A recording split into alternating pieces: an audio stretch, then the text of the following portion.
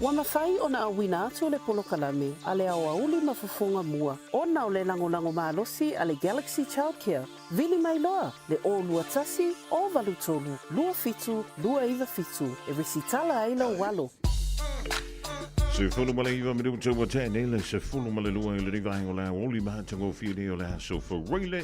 Aso se fulu o le riva sino ia wari lua fe lua lima malo le sui fu maua. Ma le langi e mama o a mai oi le riva o la oli. Talo sia o le na o maua foi ia sina fa silinga malosi e la lea i lo mapuane i le paolo. Ia wale wa tu le tau manu lua le savili le na sau i le afu. La matanga o le riva yes. E bita i le wala ngona le vevela. Ia. Wa fuila ia ngar ko foi ki nga fami o koinga mafanga ma ia le fu so le mafanga le fu fa mai polan mo o mal manuru. Io wale lo ala el kau polan me la fa ia ga ko. A bawaran me fa fa o la fa kasi me mafanga me manuru. Walo anto lu telenga ia te pe o le to mafanga mai le town ali la. Se ia ria me stimulate ma antu le tanto ma dai le to ono fonga mua male polglame o le awoli ma fonga mua se o le July fa e la fia na nei ya vi le lo fo le to te mai lo to soi fu ya anto ai fo e ma so nei o la fa to va ma wo lo pe lo na vi inga mai le va o le fa va ya ai e ye fo inisio ainga o lo fa pele o no fitia le au pongi sa ona ole malanga le maliu maleonti ni si foi o tau ainga o lo o ngai ia te mamu tina ma tu manga singa so latino o ni si foi o lo fa bele ona fa to tori tona mo tanga singa se o isi sa whenga ye me tonga ma lo ya to le on sai e fa antalo fa to i foi le au tau si mai wa o le whenga le mende e laki le mai le singa ia e pito laki ento i foi ma le tau si mai la to Yo. Fai o nainte no forma e whampeane ia te e lava i le so. O au o le mantua ia o mawhatia lava i le mele o ia ia whafonga mai fo i la o i la utala le la whai antu. Wa mele whamtalanga i le mute lele ai tula i mai to tonu o Los Angeles i Amerika. O le utamata tuaia le tausanga o le luafe se fulu lua fe lus fulu ma le ton ya na mon to sangalen te yon tu atu lena ma awaya tu me le fionga ya pesta lo le siu po le usia LJ le jamu sangoli po le langile na tali ma lo ile tu o Ferrani o le finga malanga la le ni silale na malanga tu wa ya na fa pele no tonu wan tu ina ile malava le le LAX ina Los Angeles Yo o ko se malai va le ina te le to la po a ya ai o le meno antai na lo to fo to ai fa fo le va malai va le kasi ska va le vo le sa kasi se chef kasi se escalate o kai ko fa pe ele ila pe ya la o ine ka o le la mo America e se mai o Washington Ma se langa ngole tua i la to wa ma wai soi fu o nai o la tu tau ainga e langa tile o le fale anga ino mea totino o fale o ta vale so se meolo i tono le fale ia ua matua ma lala o mara temi le rei ma mali li potile pe o no fai tau antoi le rivai o le awo ia o antui le se lau valu se fulu afe ia lau fai o tanganta o le ana polo ina ia o ese ma LA o le famile fa mtalanga i o le na fia ngai ia le au fui mo ia ma le toma faile tau fia ia le solo ai o le mo inisio vai nga le aipo le le aio Los Angeles i nala vai America ile tau amata le o le taia o le asfrele lo no winga le vaveo ia wa le futo asfrele tanto lo no winga o le bona le stof ia amala mala asfrele ina i LA America Ya o le fa pe mai e faisi malo si o savili. Ya ma o le mafuanga na wala iona vavele so solo le mu e pe ona moli mawina. Fa wa le fa mtalanga fa mai. E o ane le fiafi wa le walu ai nei ya so fu le talu na tula mai le mu tele le nei. E pe ona liputia mai le tono America. O lo fa sawina ia le no fuanga po si vai panole ta o Hollywood. No fuanga le po e mai anta tifang.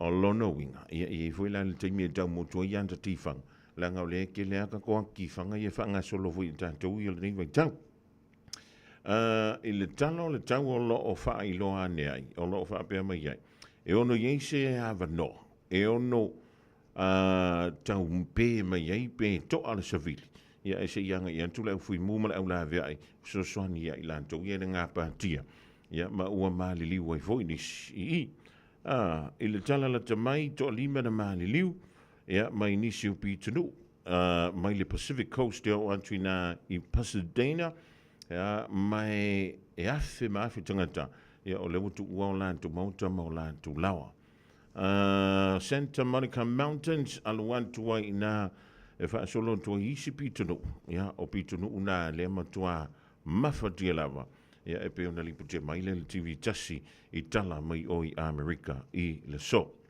ia mana tuala o lewa mai ala whinga palo te tele le malo Amerika e le utoi umi se teimi ona fa se tua ngalu le po o lewa fa se tua ngalu ia le li president i se teimi lanta mai o Joe Biden ia e tutu lai mai ai ia le sa avea mua fo ia ma president i tu sanga o mawai le li o Donald Trump o le fo o tu lai mai ia le nei fo i fa le love na fa le na tura matu ia i te tonu Amerika a fi sa ola mati o le aini o Los Angeles masalo ai lunga i se tu sanga e fa pele ona to ai le mele ta o le mu o le mena e to tele pe tele fo ia to tifanga mata fa sol e saula i to tonu LA ia wai mure ka e o mure uri mure fia mure po mure va vea i to tonu LA ia pe o le mole mawina ia a fa o le ma fu to me na ni si o le tanto to ia talo si o le dai a fo i maruia o to uma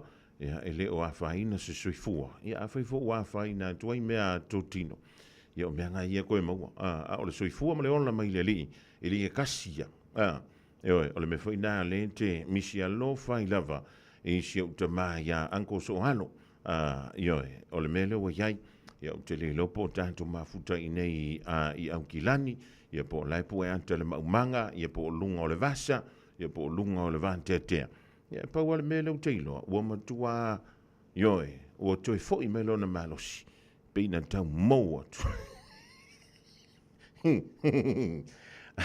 ai o le tūlanga le da o le aile o Los Angeles ai e la malestete e tele ai na ngiei mo meo a fa ia e masani o na ngiei mo meo a fa ia mea ngau a fa le stete leo in ta ua o Florida ia le fu isa wile ke le wisi anta tifanga ia e tele ai fu mo meo fu o asio sio mea ngau tornadoes ia le mele le ia le mele maka TV ka ki loa ko i mele ko kupu i ma o lang ia o nga ko fa pele le ia lo fa tu yo e woni u tanto pe yo to ina fo le nga kau nga kau so ko a fa ma ia fa mo le mole yo tu sai ma lo fi ngalo e tu want to nei matangi ba lo si na ale o tonga po fit tala van tu i sa mo of ma futo me le so ya tu i maka sa polu ma tu le li o fala au nei va ngola o lu te lo a nai ma ini fo yo au ia e fa ma lo tuai le so ya polo fo e mo to mo lo ma futo me sa mo no vala o to le la sa mo ia po ha mai le tala o le tau ai le fa mai ia na timu mai ia le amatanga o le vai aso e o mai la vai le so o la vai timu ia ele o mai le mo me ko le ka o le matia ku i masalo salo ange i ia o le sitala le no fa longa tuai fa mai o la ka faingi swimming pool foi le lunga le wala o me mo wa ke le o mo nga wo i lunga ni sio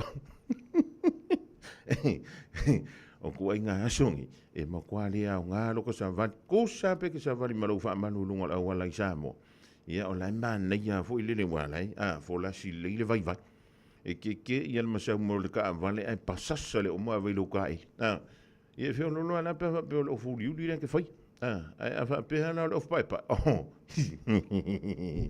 e fa yo no para e ka ele le vai vai ia e ke ko e fiu e ko e ka e mo ka ko ofu papai ia Ioi, o le te va ia tulunga i e fe o lolo le vaenga le ma futa mai fo i nai Australia ia faatala faatu i le paia ma le mamalo o le tatou tolu i Australia. O le ua koe mangkua. O mene o tamaiti. Neanga mo meangi o kamaiki. E se le kau wha se.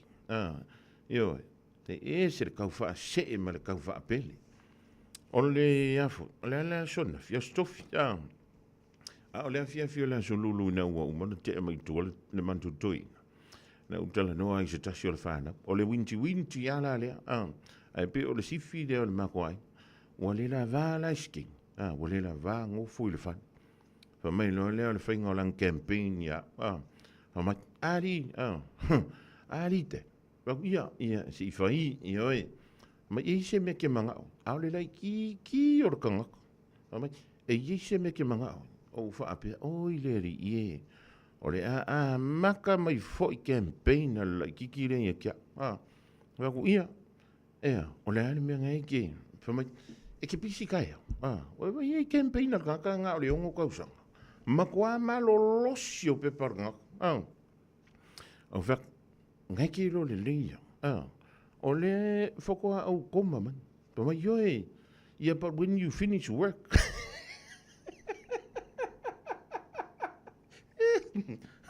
Oh my God, when I finish work. Yang o sangro leo ke malo lo si fisinga o malo lo ngai lo pisi. Yo ko finga fa fo mai. E vena ka, oh okay, you fa mai. Ki manga o se vai. O fa lo ngo ko mina. Sorry. Se pe yo wale ki kele nga ka renga ke fa si o fa anu si o finge fo me ska vai. Yo. O le aso lulu nga ne fif. O fa pe. Leri se famble mole I nafa ngalo tu ia te ia yo na ma fo ngai o ma ngava ko lo anga o wan wa ngala usa fa ia I lalo fa hallo e fa me malanga alite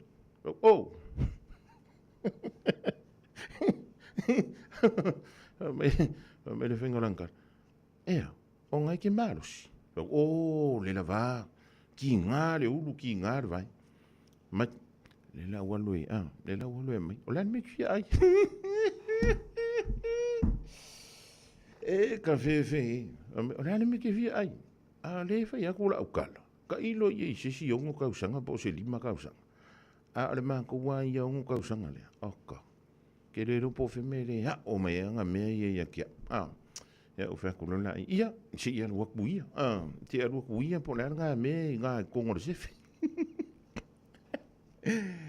anulo o varo so vola male le moto o le microwave o va pe o I ka viola e unha mua mal makova ya o fa kat va pe va ai le malolosi malolosi mau ki ngonga fa so fu isis e nga uma sa o ve sole e ko lua ke pua au le leia pe a mer ko lua so karunka ki yo o fa va si mianga le fa per fo ma I va sa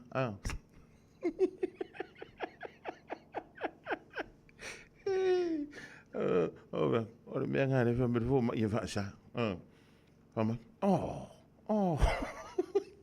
fa pe anga u lo ke le va ve mer fa anga u lo ke ka mu le ori o mu pola Wayne ia ma tu ma va siki ia ma le sia wali ia a manga vai le kai fio I la ko ai ya o fa ko ia au mai o ia na tui mati nga ma le lua pe tolu aso ya le lau fa mo ko du nga fo le fa ma e fa ki an ko le mele ya fai do mani me man ko le fa ka le ku ko le fi le vela ku le wa masa wa ko lo ma tu va ko ala ke me vela le ku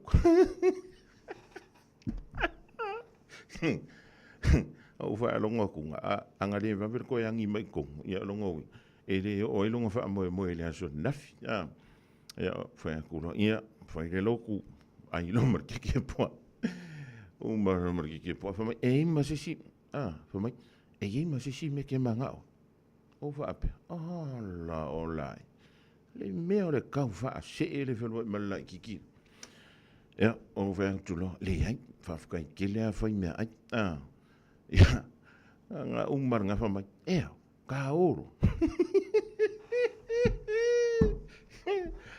Wo.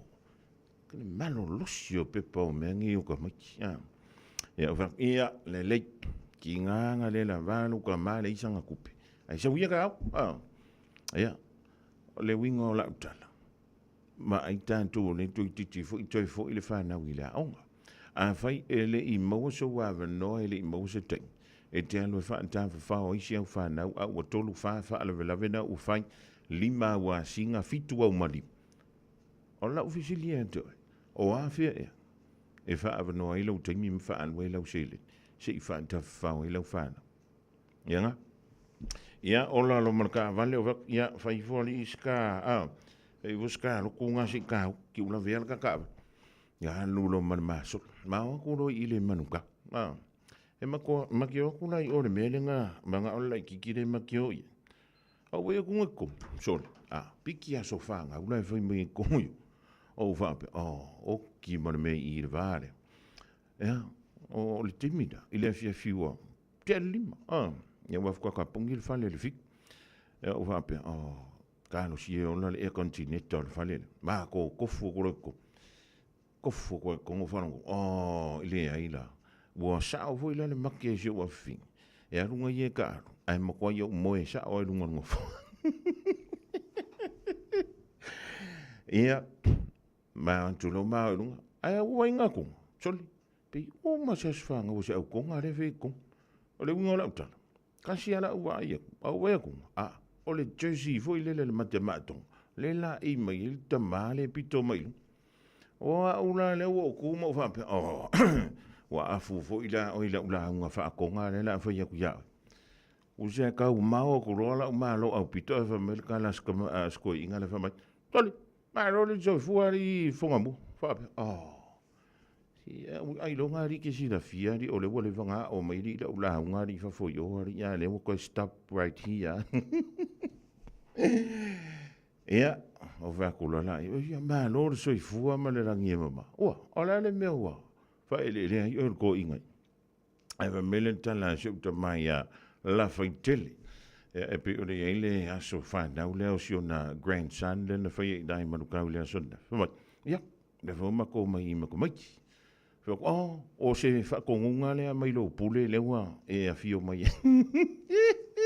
A mai dei lo makua lai yo ia la ngoli tu pa le o tanto tama o le vave yo le mele o fiki e fa ya kulo fiki e fa kulo ka fiki ia fa kulo sisi a mai dei o lo loko me lo fingalo le ve le mele e o va soli mai mana ia o le futo fa ile mai yo ia o mea nga fu e fa nga u le wa me ile so e o va tuno ia mario e jo kama fa ia ko asvan si ma ko runga i ranga fa ia si ma no rosio pepa la ki kiranga ma ia ma ko ro o le me fe ia la uta e se ha ka fu e se fu me ku kup ia ma ko ro lunga yo a lu ra uki punga pu va ma ka ngoi pu me la wak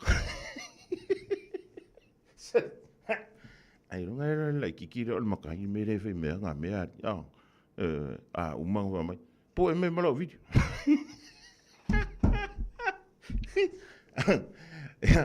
ai mo ni e toi mala fa toi tele ele tama ya la foi tele e makela a mai lo la ma o le fale ya ai a fio mai le fio nga ya la foi tele va ya a mai lo wa finga si ma o le ba vai finga le ula le ai se va la unia ai ke ia wa kofu ko fo ko ngola sfang ja, e whaatana whantua ile ni vaenga la woli ile te mai a la whaitele, ia whape foi ia le whaletua, ia mananga manofua ala. Ia le sa il wha moi le aso nafi, mana tua au whala au siu ta ma, ia ma ioi, tānu sa mo, le wu tānu sanga tuile le siu whaletua. E tau whala po ai whala u lunch mani le vaiaso, ia wana sa sfuru lima tāla. Ia pe ia e mana ia tina wha mole pe tutuane i lunga ile, se furu lima tāla, lima sfuru sene. E tai fa tutusa Malaysia wali ia ai awa ma onga lo fale nga inga por me ai nga ka alu lo ko fa ya nga wen e pe ke alu lo me nga la ko ke an ai ke me ke la ko le se me nga la ko mo Angai ki ke leo ke kele ia inga le falo singa. Ai lo fala ia pai pai.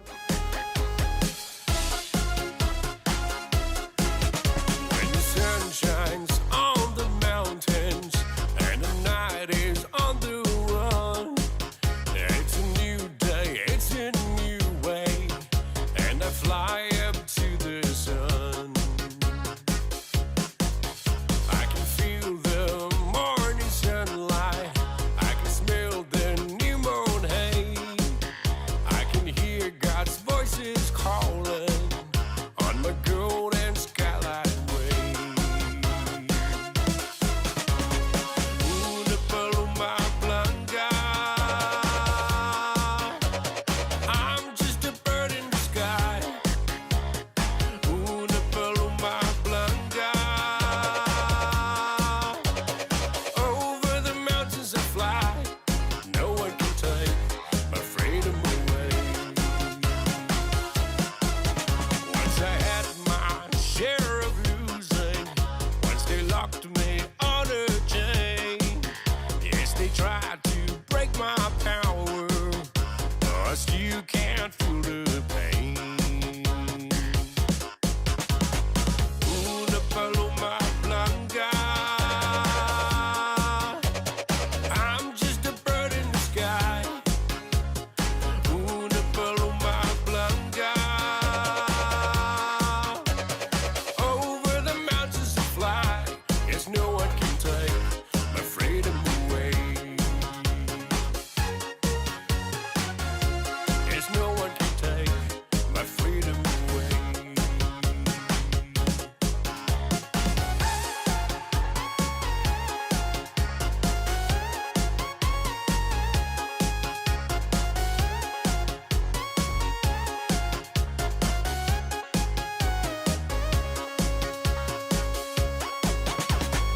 Una paloma blanca, I'm just a bird in the sky. Una paloma blanca, over the mountains to fly. Yes, no one can take my freedom away. There's no one can take my freedom away. There's no one can take my freedom away.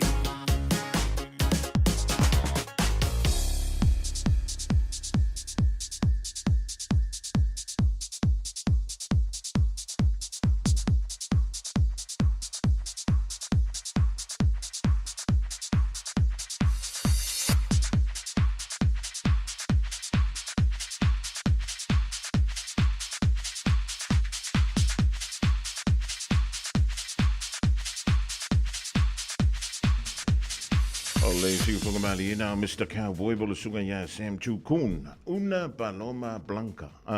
Luisu e polan va Sam bolo ngame kuelonga mo wal pengense. Ole wa vata si mai le fionga le no li le pole le tautumla danga ale jima de wholesale oros lo se fulu mon tupu tu sanga. O te masalo le o te mama sting. Ya ona fama natu foi le le tolu fulu tu sanga. Ole tautu ale fionga le no li fa talvan tungal wal banda ma lon fel favor. Ya ma lo foi le tawan te loi te tutusa ia pala tau sanga foi o le World Cup o le tantou laka pia le tosu tau sanga pe laka nge ia. Eri agora curso food. Agora foi como dia. Foi como dia, vale langi ma foi la ftalaina, te manu le nei tu la laso.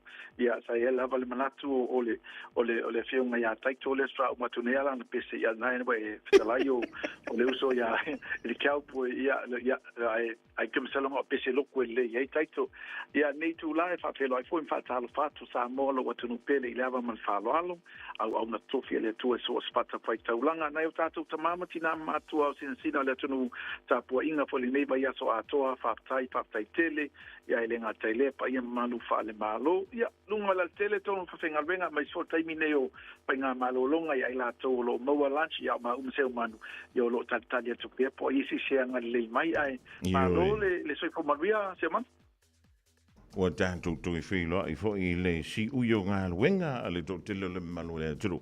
Ia pe ole. vai teimi tonu a lea po le vai o aso i o le vai aso. Ia e pisi le tanto o nanga e misi lava o nanga whantou tawa. Ia wale futoa ma wei lea no whantasi o toi. Ina malo mutu pe kau laka ku e pea. Le tulanga na yai tangi ne lo fatu mudia lava le tato ofisa mai lava le taiao. Pe lava na o le si vaenga tau lava pe lava stasi fo o talanga poi ma vaenga ma sanga tal no yai le tato tau tua poloni pa tau ba. Aua lava ne ilima te ina lo fina ngalo i stau whanu talanga.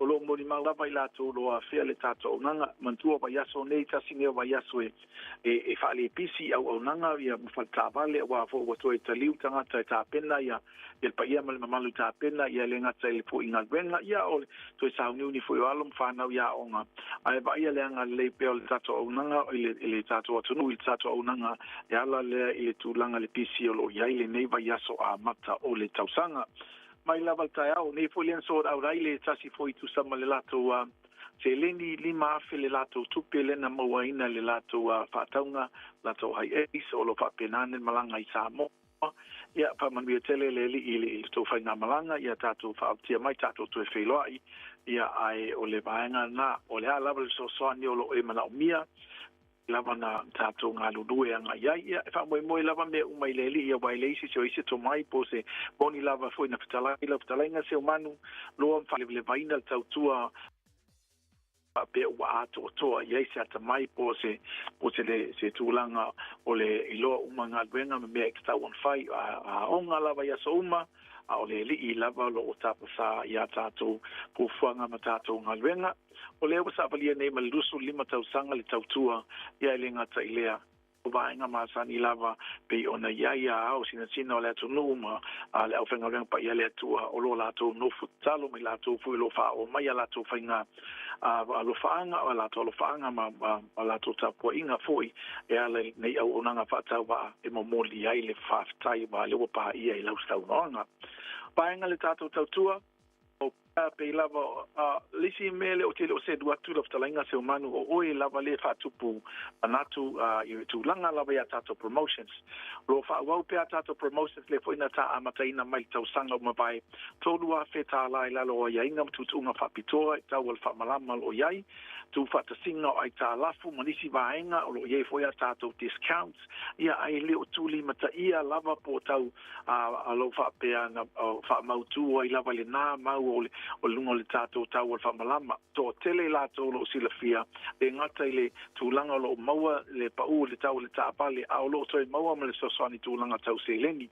Isi fo i la tō peno tā ua ne le taiao. Ia tu sama e tele lava le la tō pau na iai, patasi e ma le tāpale le train mai. Le na toi maua fo le la tō lima afe o le soswani mo le la tō whaapalavi o lo a ngai tuai.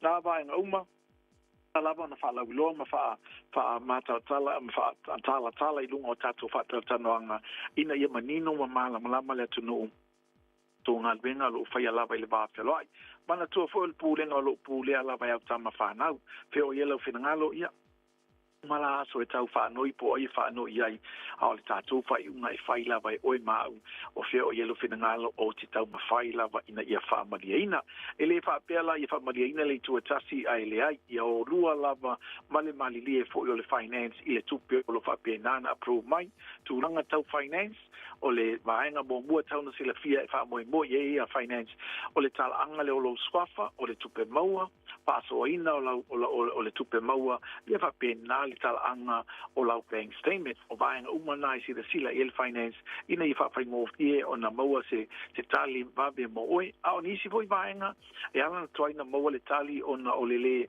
au maya ato to me o lo tali o lo mo fa si il finance ia malama mo po fe te maliu ia mai su ia a ask le fale is falta vale e le o le falta vale po mato ia a o vaenga ia o lo a pe ceiling ia mai el finance o lo ngalu ia falta vale mo lo ne fo fa lo ne fo ia va a fa tau va ia e mato te mana o mia ila so sani e te tau na tu lima mai vaenga ia a wa se sila ia le finance tatou tavale tele na una tavale e te filifili mai ai pena ia tatou tavale fo brand new Castle Mahindra a pena Skopio ta vale fo ia a by time you Christmas ile alu ta vale ia ma ta sang fo ia i fini application solo ile so lunga o tato Skopio ia ma le sunga ia ta sanga la ftalainga a se umano e tau mamao mai Australia ai se kupenga nga oi mai Australia o ai oi nga kupe suri ele ia pe fa pe un kupe en kangaka ai le anga pe fa pe o se le ngere kale sia po se mafukanga e kale sia pe kangaka le nga sala la mai fai la fusi so la ku ngele ko nginga nga lo ale fo sa u fer mai po o fer mai po kalma po ile Langar kangka die ale mga fa ka na Skopio el mai e Australia se vai fai vele levo le ko ka ko so de ifi ka mai ka bele o ni a o kamanga a fa ko copie fa mai natural le poko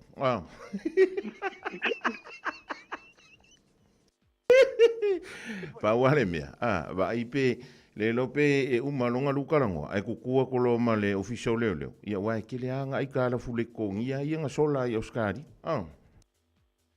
ewa ma pele ingo ko na kala mai ko la take over station o so ia payment ngai ka kala mai ko ka bu me alo ka mala vale le morsi de fianga mai fa fola ka o malanga ia ai loka mai ia mala vale le la ko kala mai le lua so kanwai ale fo sa kala ngo bo ma fo kala ngo le kala ngo mai ia fa ia nga maka mai alo ngo la ngol pepelo ngo fa so lo nga kuruku Esta es mala, no lo vengas que ni vuelve a causar mi lo vengo con el cabo le puede fale vuelve a causar. Foi la kua o aku nga nguia o ia nga mea kopi nga sa mga ia mai o ia ele a faina o le meka wa mau so manguia ia ke u fa leave nga ska ke us ya o me wo ke ele fa kalo for my fameka hey mate how's it going yo I said mate me talos I said quite talos sama fa fi lo me ila la fa inga nga o ia me ko e ale me nga ele la ku Oscar ia lu mo me o senga fu e ka wa o nga Hi mate mai tamalo ya antalo van toi ele so ya antalo sanga fanga io e mau ki ngoanga no ku ngi antalo sanga la wa ko sa fa mai I'm praying to you I might how's going good yeah e mau ki ngoa e se vole address nga ave ia nga pidi Oscari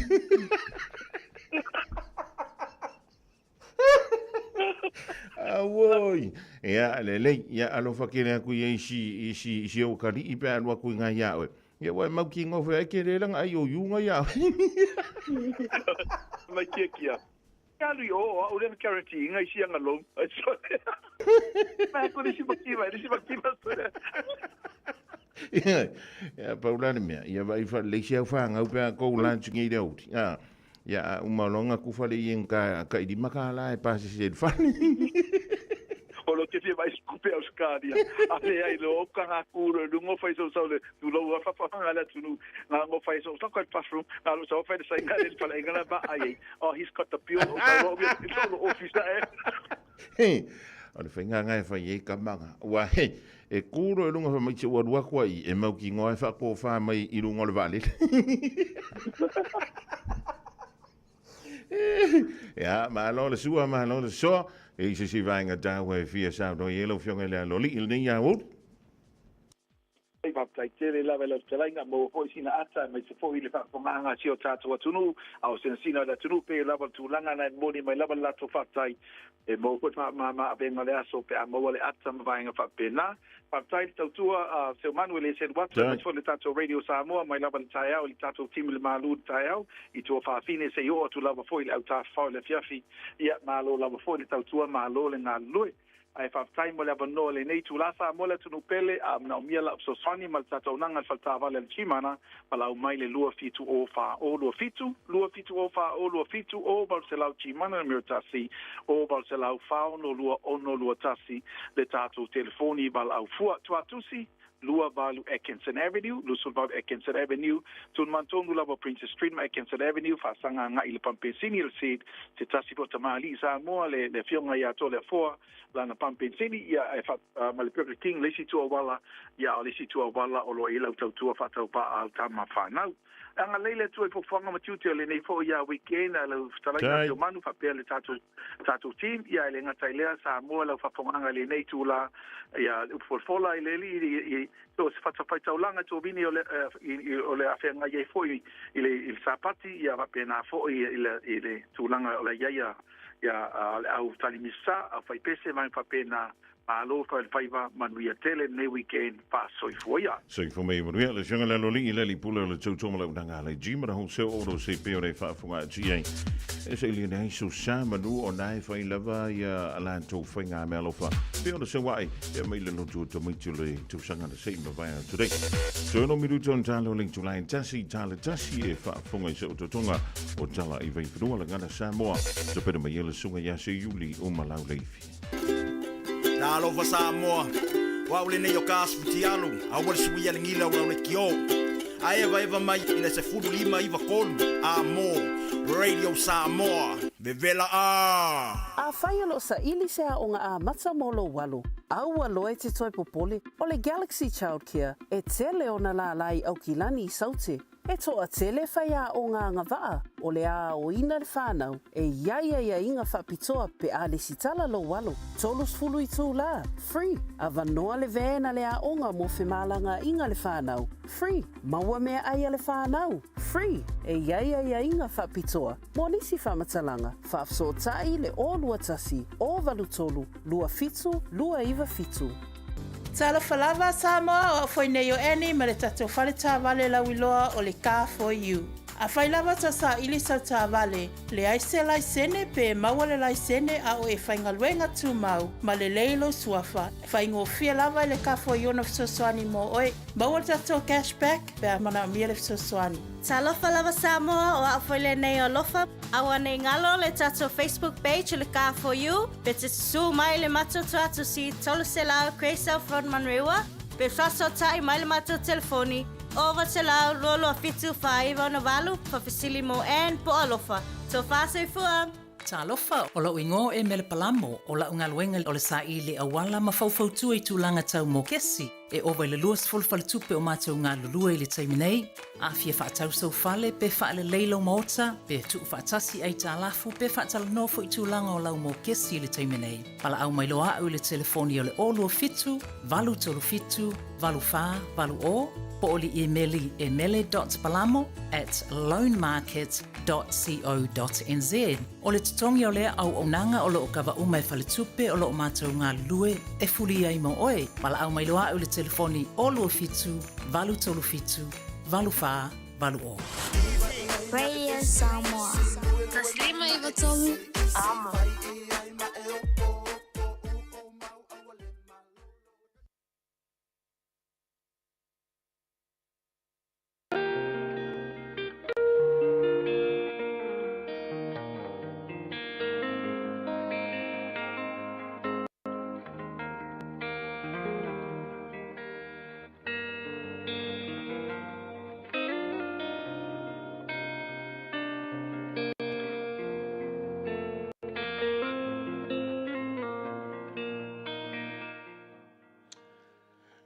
So fa mamalu Yesu Kiriso le Nazareta o ia lava o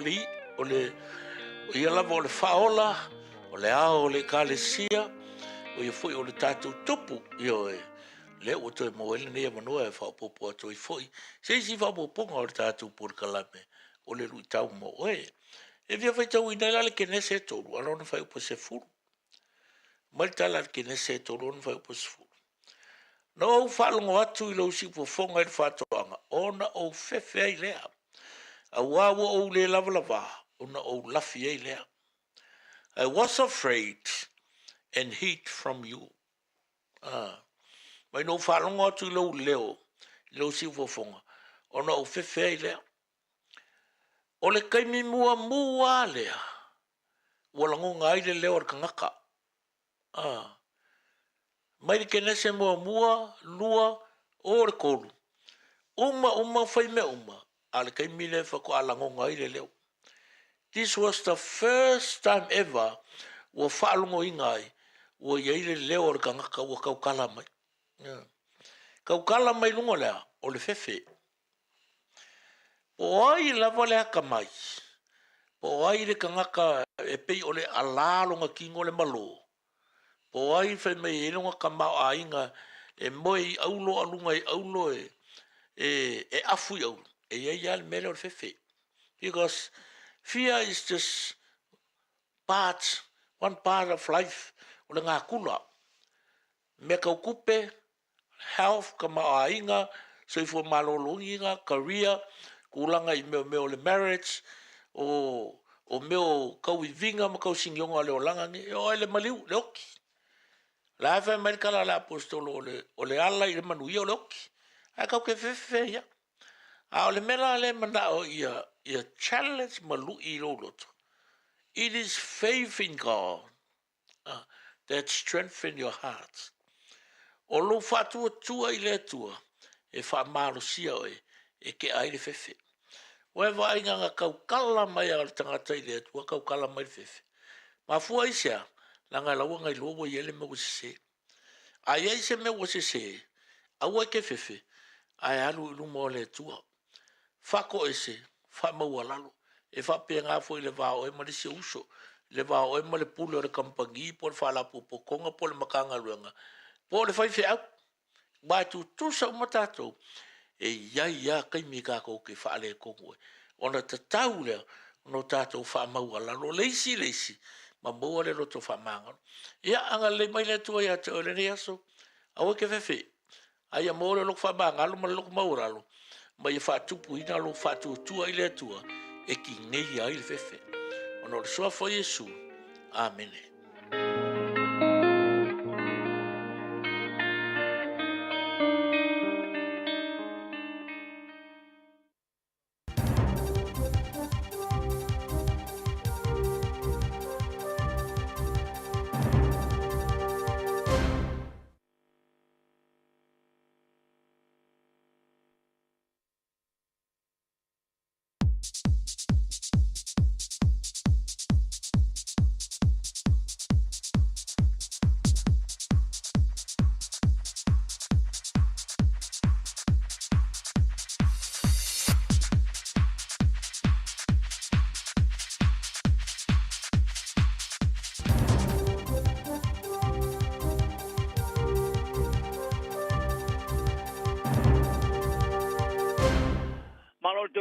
Mo e fatalo fatu tapo inga la tunu ile ne foi tirao le uli tu fomolo fa pong fonga mai tala tumua limse la limse mali tolu faling si ala ta inga sa fam tu ina na tanga ngo fale ane malo mo tanga ta mau tongia mi ole polea to lua ko vana i territorio America le pastiko le a wild party al Pristina Fistria Donald Trump talonga longo sao teve ni ikoni sila ya toyo ptaya o io se manfe ai esse pa pomba ia fala terreno nei tala. Ko faalier ma lo, o le teleanto faaling sia mo le fatula ese por eviction notices. Ma le popo o te me fatali ai tal sanga o fa jonga o fa ilo ile o nga o fatinonga. O le sailia fata pito le o tanga ka mio le tau purea, e mauti tongi faler ma lo. E limse lau limse mo le tolu e faaling sia o le fatula ese. Na fa matuina telu mai ulai o le tusan tu rai. Se ti tanga ma le fasu ma le tasi sa iai.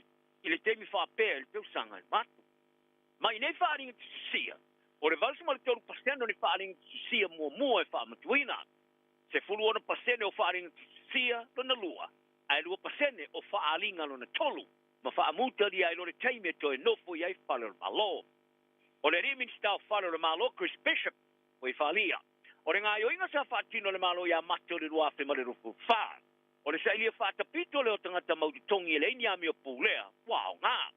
Mai e tā wai o ainga tua o i o tangata i whalora malo, ia e masta nei lama o tangata ia, e no nofo i fo i whalora malo.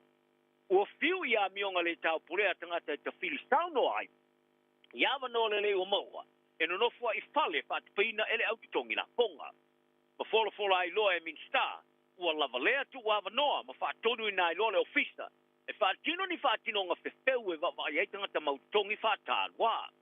Pari a Bishop, ua patino na fa'afiafiaina i le va'ai lea vave fa'aula veo o fesosoni ai i le sui ai o amio tagata mautotogi sa muamua atu fa'asoesai tua'oi o le lia tosfulu o tausaga o lo tuaia le fasiotia o le tamaʻitaʻi leoleo sa tinisinia Lina Fleming i le aso o le tausaga fou ua fa'auau le taofia o le fa'ailoina o le igoa pe ia aulia le masina fou o le ali'u ua feteia'i ma se numero ni moliaga e aofia le fasio tagata ma le taumafaia fa'aolo se mariu e le taimi sa ulua i tula'i ai le fa'amasinoga fa'aitumālo i Nelson i le Sprayling o le vasaluai o le taofiga o le fa'ailoa o lona igoa sa muamua fa'ata'otoina mo le tasi le vaeaso e tu'uina i ai se taimi e nate logo ina ai sui o lona aiga e tusa ma moliaga ae ui lea i le fa'ai'uga i le asonanafi sa toe fa'aopopo i le fa'amasinoga le tapu te ia aulia le toe tula'i ai i le fa'amasinoga i le aso supā o le masino 4 February tafinau lona loia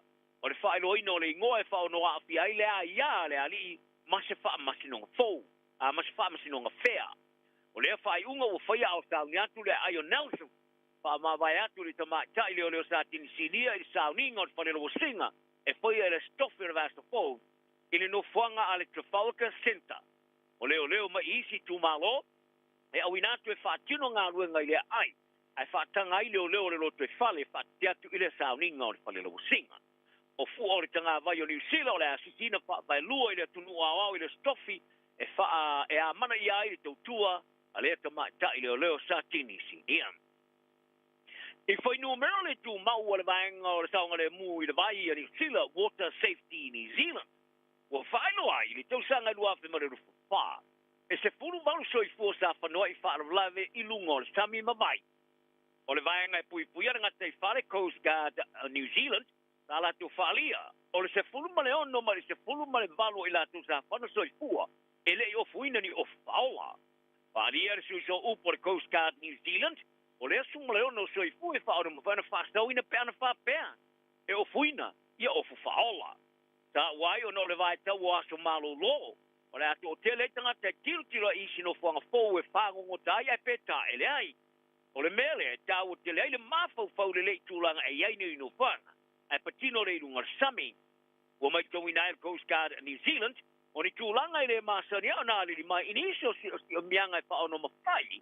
O na maua whaapo se I ni tangata I ni whaarawlawe au no mani tāpere pena. Tūlanga e piona lātou tā ua I ripoti. O ni lui tau fau ele o mafu fauine I matangi a pia ai wa whangota. Ma isi tangata e masani o na whaongai na sami. Alia le vaenga le saunga le mole vai le Water Safety New Zealand. O lea wha amau maunga ua whailo ai le mo mia vave o a o onga. Ma le whaatupula I o le whaongai no ofu whaola. Ne ia whaalelea tidi ai le saunga le mu isi o siomianga. E maua ile la matia. E tōrua ia ko vana o Territorio America Samoa o America de Pacifica o Arnold I. Palacios o Northern Mariana ma pula ali Nicolau Pua o America Samoa o forfloina le awa yatu le partio le presidente Filipino America Donald Trump the Republican Party. Ali e ko vana Palacios sa Filipino ia tau tuaina tanga to Northern Mariana I tu piro sili o na lei mo I la tau. Ma o lea tau tinonga e tū mau e le malu e lue. Ma I tau foi, le manino ia te ia o le avea ia Trump ma le partia le Republican, mo le saolo tonga, ava no le le maua ma le malosi e iai le tunu ma le kelope. Wala ngā te tau le le iai ma le vainga ma wha mua mo le wha le leo te mau ainga tonu o Northern Marianas. Ma ua tau ni uni ai ngā lue wha atasi masui o le Republican I ngā lue ngā lu manai mai. Ai o ko vana punga o Amerika Samoa, wai whalia. O manino ia teia o whataua le partia le Republican o le whaaloalo le I le atua mai tua taua I le tunu ma ainga. Mai taua ai o le tau tinonga President Trump e tue whatulanga le whainga malo ma te sei male o lolo le te ma ainga iai o le atele se benefiti o Amerika Samoa. O le sui o Amerika Samoa le kone kilesi o Amerika le tina ia a amata Coleman Raidwagon se sui pito sini o le komiki awawa le Republican we whalia. O lana ngā luenga o le mautino lea. O tilo ma le totoa le pūlenga le whainga malo o Trump I manaonga a nei motu e lua. Ba o nei manaonga o le atiri wha malo sia I le langolango a nei tai tō lua e pia na whai tau se fulo tau sanga o ia I loina. O le tuskala o le tō le bona o whātulanga ina piro sili atu na maulunga I motu o le Pasifika. i le whaatulangana tu spalau i tunu e stau fia iai, i le tūlanga tosu fitu, e tu sai ma le Henley Passport Index. O le index sa wha maapupoina sa kampania pe ona whaamtaleina i la tau, o se tai ulu ni ke lope i tangata ma si tseni o tunu, ma investmenti. A la tau whaamatuina le lisi o le whaamsengana e whaavaili sa olo tonga o whe malanga inga ni ke lope, e whaongai whaamaumaunga le sosio wheo inga i le ea whaavao malo. O le whaamsengana e au fiani se lau ivas marivo tu spalau SS, ma le lua se lau lua son fitu o tunu SS malanga yain. O le tis whalau le atsonamona, e sao fia se lau tus ful fatunu mai le lu se lau lu su fitu tunu e malanga yain o tus falau sa mo matonga e sao fia e tunu se lau tus tasti ai o le monto Marshall Islands e sao fia se lau lu smrivo tunu tus falau ke passe tu la fasu tasti e le sao fia le se lau lu su valu tunu ai o le Federated States of Micronesia ma palau e ma fai ona asia tunu se lau lu su fa i visa sa loto pa solo ila lo le lisi o Vanuatu sao fia e tunu e iva spulua Piti le iwa sfulu, na uru se varsu mariva, ma papo ni kini sa fi e tru, e varsu fitu. Ta longa, o se ata video sa fasa lo wina le kama fusu kiwi David Ika o whailo ailo na fusia, o lona panga sa whatau ngā ina o ia le pōla so lulu ya tai o teia. Le sa ia whaamatalai nai o se tu ai ngō manufe ai este. O peteia sa ia whato ilolo ina ina ika se tu ai ngō whai ina tu ioti matau dia, i le tamarsanga e whai Gold Coast i Australia. O ni ika sa ia lu ia o peteia mo champino lo langan IPF ma le The Ring ai tui tonu vai aso le fusuanga. Ina ua le mawhai na fusu ia Hussein Sinkaros ya mani. Ina ua ngauri te pawai. Ai petai.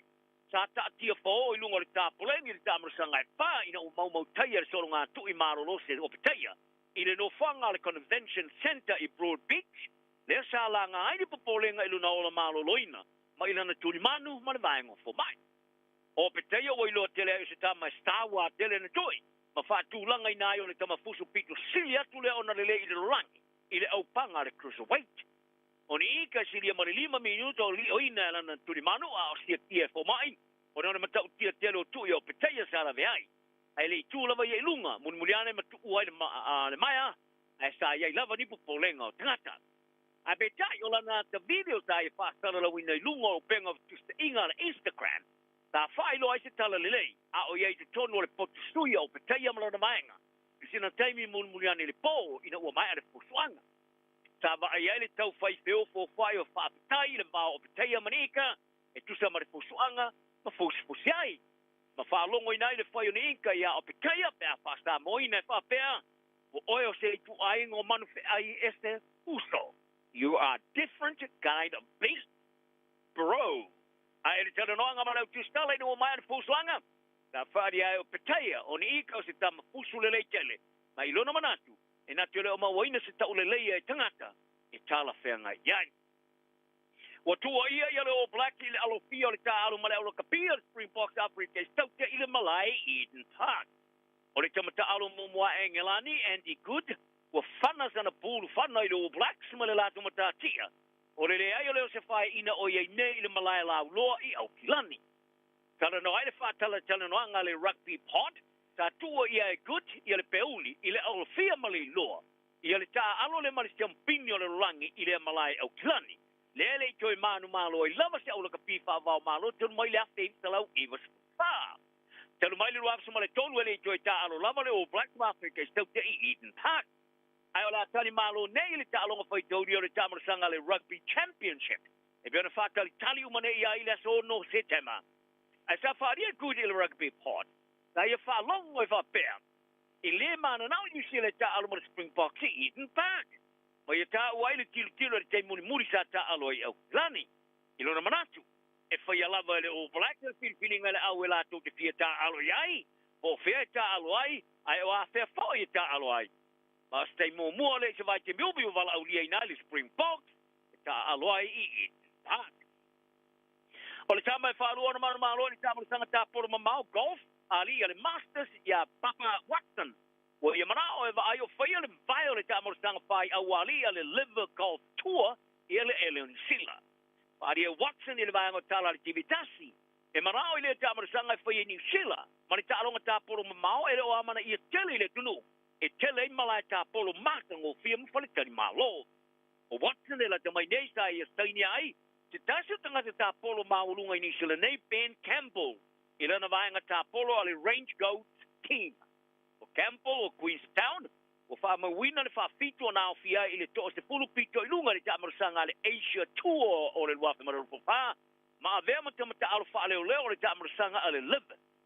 Ta avea i le wha nene enga Watson mo Campbell i tosu to sanga, i lona whalia, o se tamata alo lele tele a sile tuai o se tangata lele o se telefoni ma ya Watson ya Campbell e awa yatu ila na au se moe mitinga o tonu ma se amatanga lele leo le wafe ma le rufu lima e pene e whani ai o li tamarasanga le Live e amataina i Adelaide Australia i le masina fo kala nal na yaso anga lele le islesi so i oia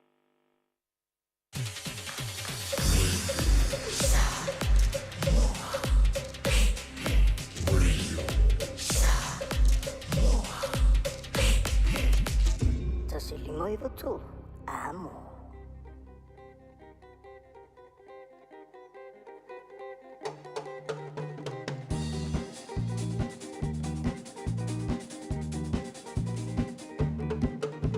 Otto teine ole atu, sapa bene valero, sapa mai mene che vado, davali e vola volo vutu, su e mai se vai ma delle masanita non hai tu na ole su letto e su e mai di uno mai se so sala ma sei lei nelle che ti hai io e le alla tele non posso la le alla tele ma si io pongo a guardare malete ma poi a sole pa della neon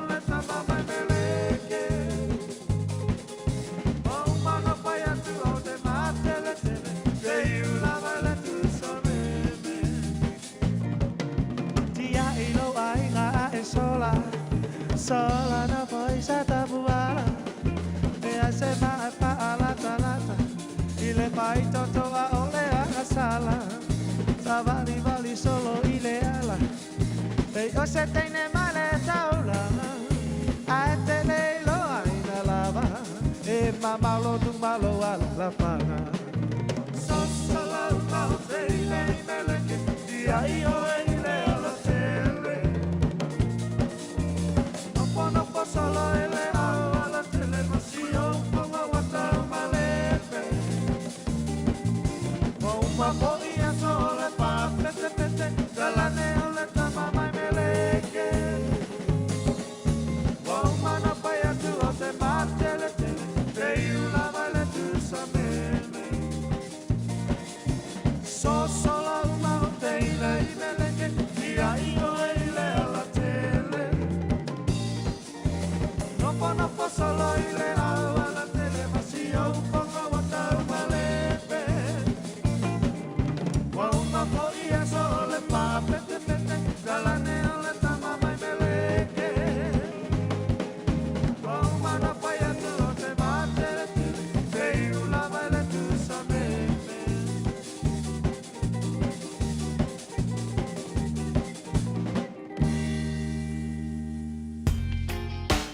Radio Samoa, tasima ibutolu, amo. Radio Samoa, tasima ibutolu, amo.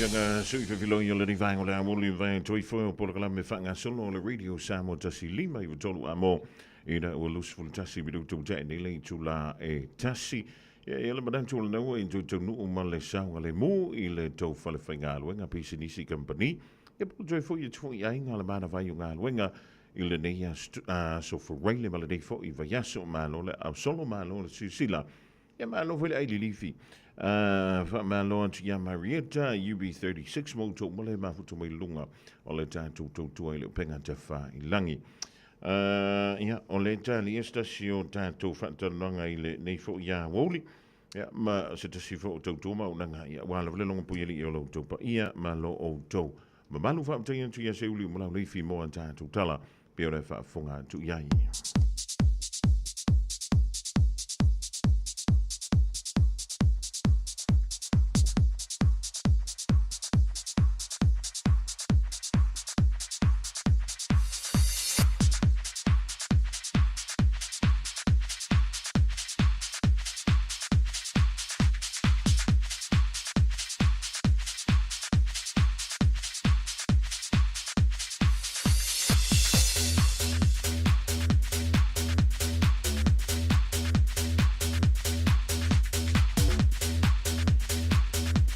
Lewa fia fo ile nga le vai ngola so lo fa tasi mai le sunga le lipole le toto mala unanga ale Enterprise Motor Group I markau sunga ya Jerry wa fo ia le tanto lipoti mole ne ya so fo really but we also sunga fo Jerry ma no ga lo yeah man we also so follows fio a hol nei tu la se manu ya pe fo ne fa talo pat mal mo pa e se ta no ma salon o ye tele oni so fo yo da to atno o va perna fa ye pe ia mano no o ta so fo le que se massimo ta so fo ye ma lo la vale la ngi ma ma so fo mo yo ma ne ya la to ye holiday ya ta to le finga lo nga ri je le lam so no yo tele a se mi fo o le vanto fo na nga lo nga la esa o lo so no nga to tele fo yo ni si o laki la to la e fai malo lo ne ko tai ya le o ko le hona le to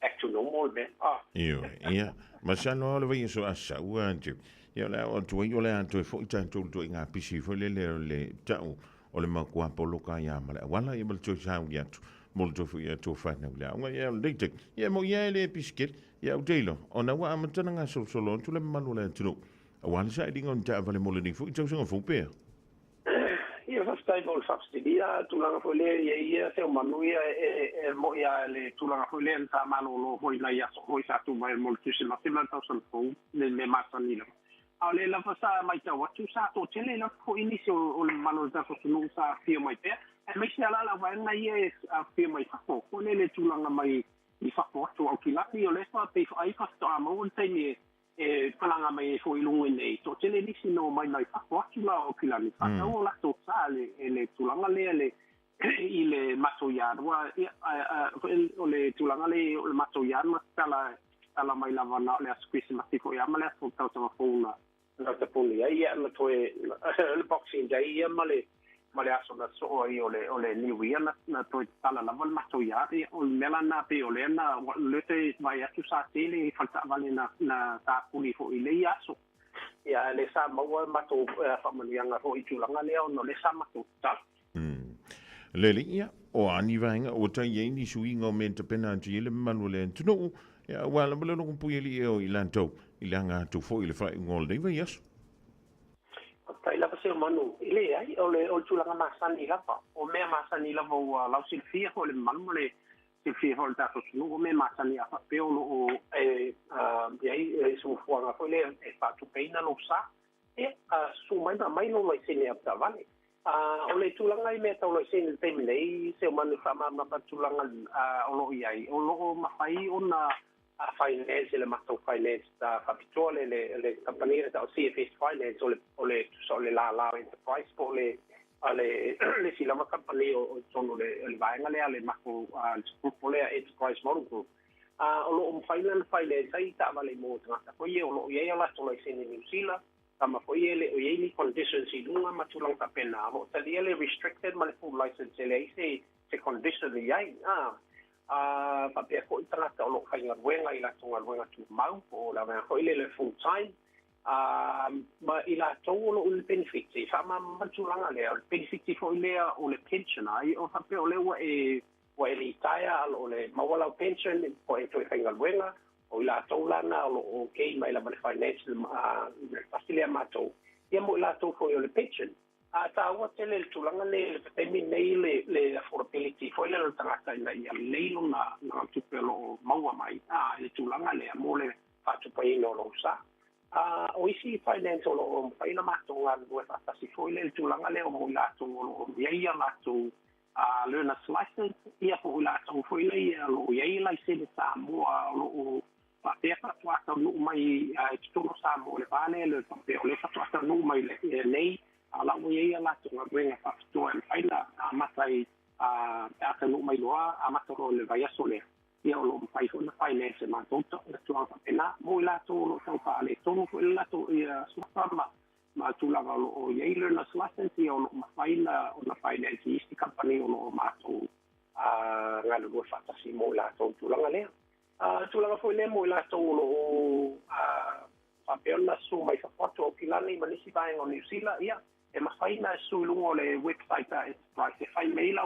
lau tau sanga e sulungo le www.enterprisecars.co.nz o na faila ele o lau application o lau tau sanga me na o lo iei le link e faina mawai le amanoa tu iei lau statement ia malo le sene apta male matulanga ka pena e whaingo fie whaingo lau tulanga foi le lau application mo la to lo a fio papa alo le kilani o faingo fie lava faila na su mai le mato ia fo i le man city ia PLN faila o application no online pa pe o lena o pina ngalo ia e fa faingo fie fo ima na su mare piki sta vale ke na wai na fa faingo fie na faingo o fa tawi o lo sa tulanga dei terminei o to fo ia me o malo ia se o maso tulanga masani el mato teni a mata mai le tai au le valu i le lima o le afone lima le i aso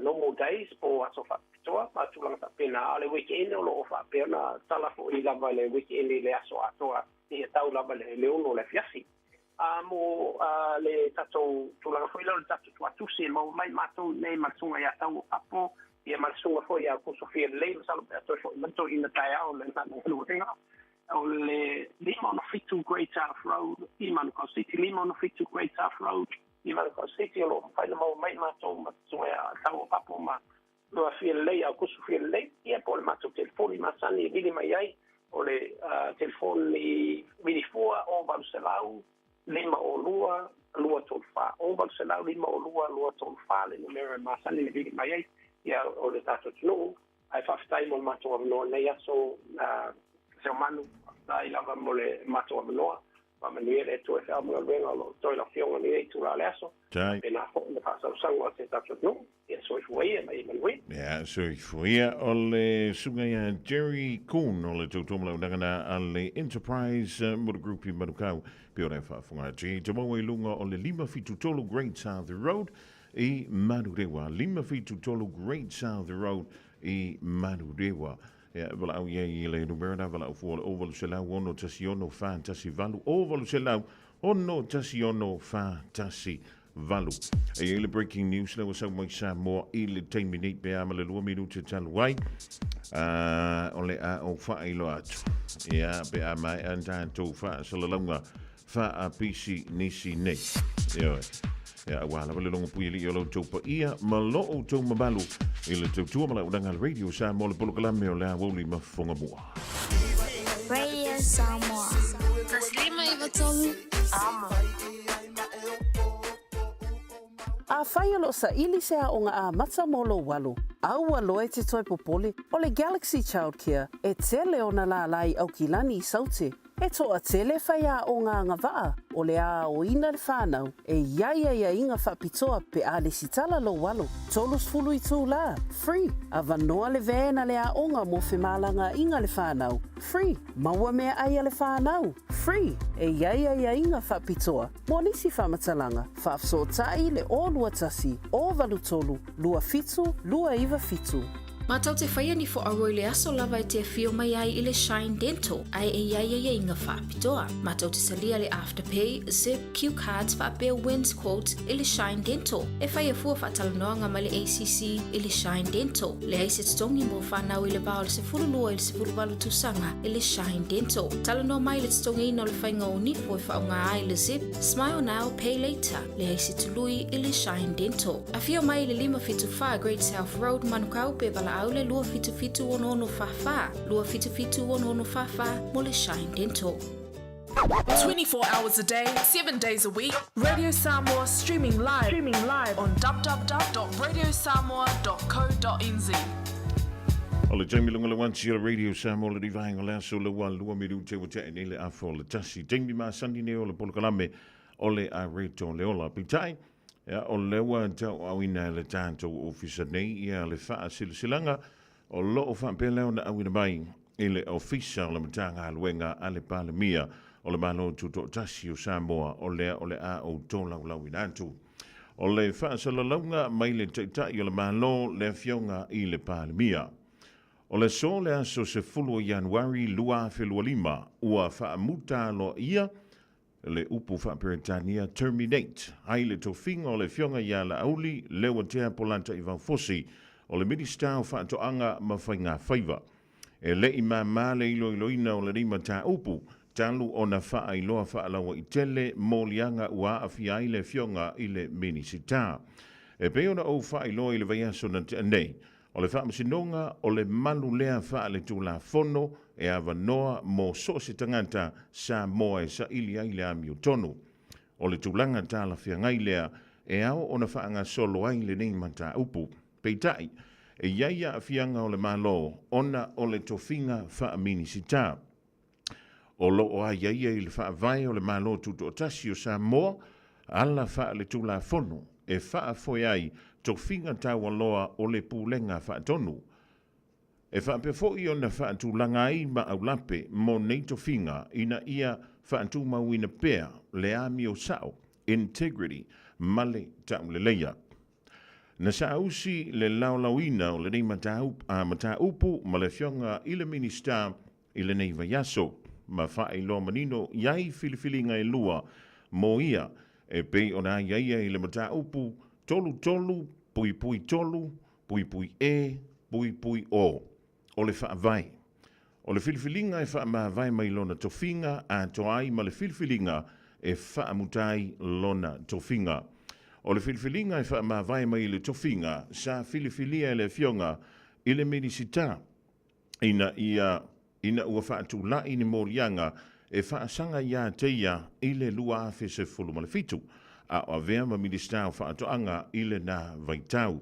Peitai ina ua tāpā lona whirangalo e whaamavai mai iai ona tofinga i le mata upule nei. Nā te lei talieina.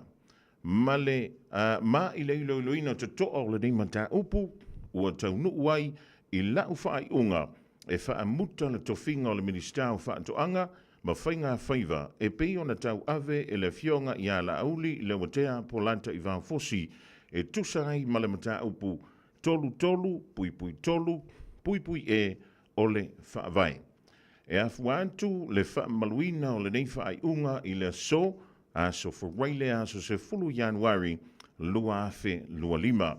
E mulimulu ta ia inga o tūla fono, ma whainga whaavai ale malo i tūlanga o le ofisa, ma mea tōtino o loo whaongaina mole tofinga.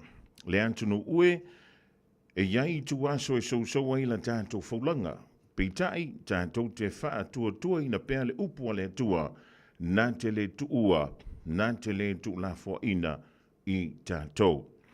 O le anava le whainga malo, ia tau napo i le tu la fono, ma e nau, pēr ina ia muli ta ia. Ea, o le nālau whaafonga anga Samoa, pēr mali se fulu minu te taluat, ia pei lalo e fofo.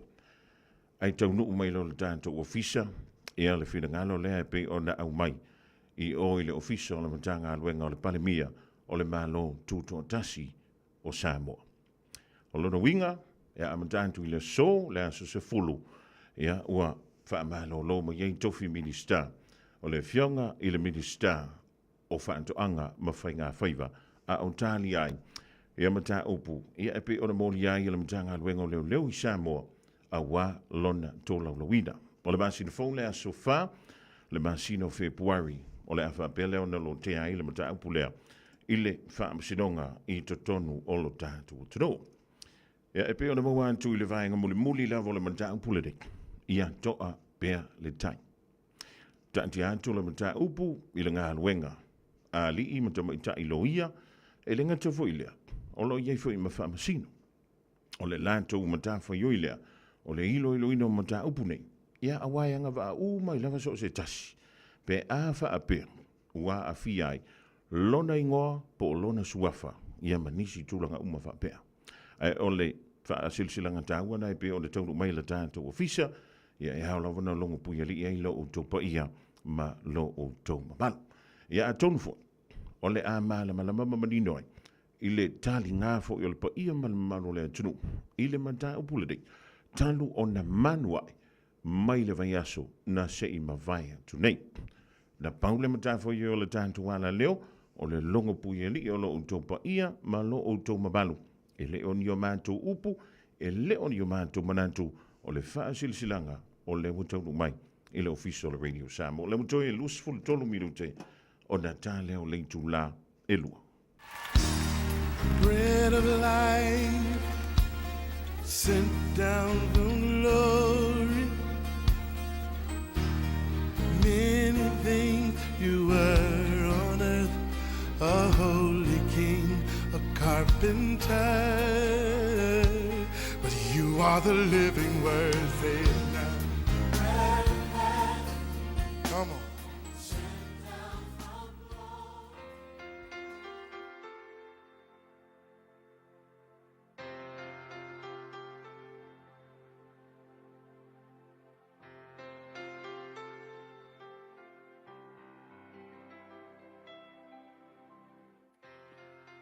O te whawhiloa ia tu tatu tunu mai tatu porkalame o le anreto le ola i le amatanga o le nei whaiwa yaso. O le tusi le awhata o te tolu, whaupes fu tolu, whapea. Amu ia le tangata na te maua le poto, ma le tangata na te maua le mawhauwhau. A o le upu mo o le aso le nei, o le mele o le tāua o le common sense. A ewa ai le mau o le poto ma le mawhauwhau. O le poto le me foa i mai le tua i tangata fo i e ole atu i le tua, e le maua e tangata uma.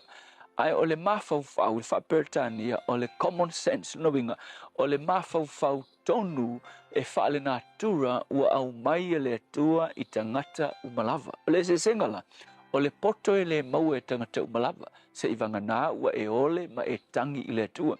A o le mawhauwhau tonu, o le common sense lea, o le mea lofa le tua na te foai i so se tangata. Tangata e le iloa le tua, ma tangata iloa le tua, tangata a. Ia tangata whaolainga, ma kangaka le whaolainga, e iai a te ilatou umalava, le melea, o le common sense, po o le mawhauwhau tonu.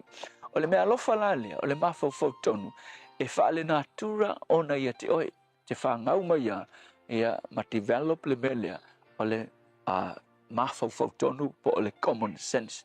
Whate ta ingo le common sense, o le langona fo i lea, e ke whai ai se mea le lei, e au noa malo whaalango lango i se whaatonunga. Longo winga, e le fuainga i se whaatonunga e whai mai se isi ia ke oe, whakoa e mingoi. Ai e fua i lo langona o le loto fuatia i fo i ke wa ai e ku se me te tau o nga whai, o nga e tangolo le whai whate ta inga.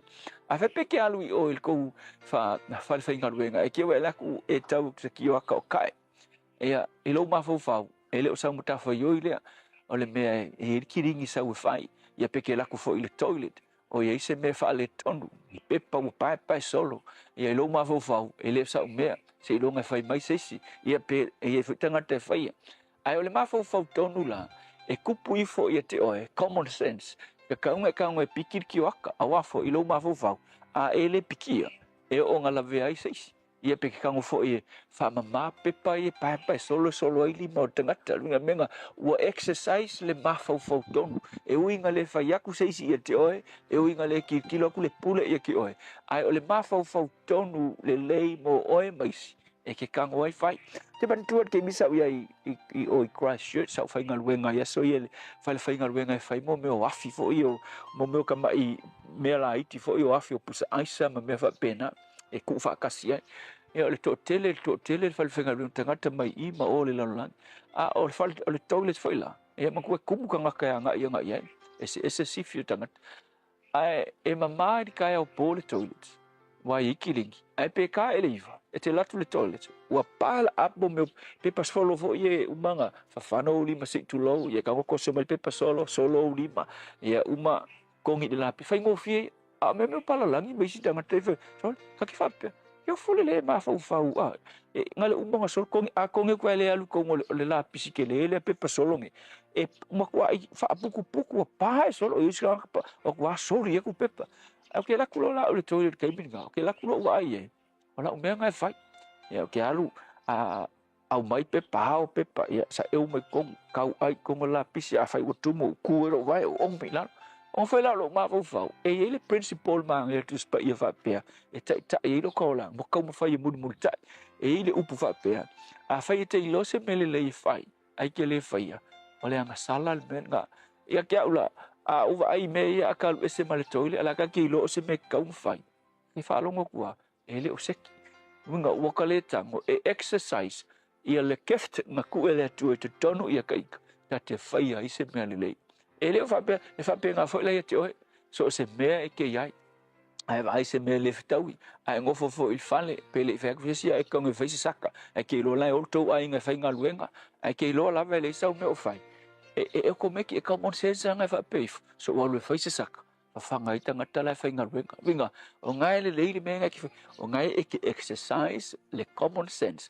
o le mea lofa a vatu ele tua mo oi so le silila mo oi le asulngi o mai lo common sense o fa o nga o le meu fa ka ki lo common sense le tua so swani a wa o ma to exercise le common sense le ma fa tonu na tu ya te ma to fa manui ai ma to manisi fa ta yesu amen.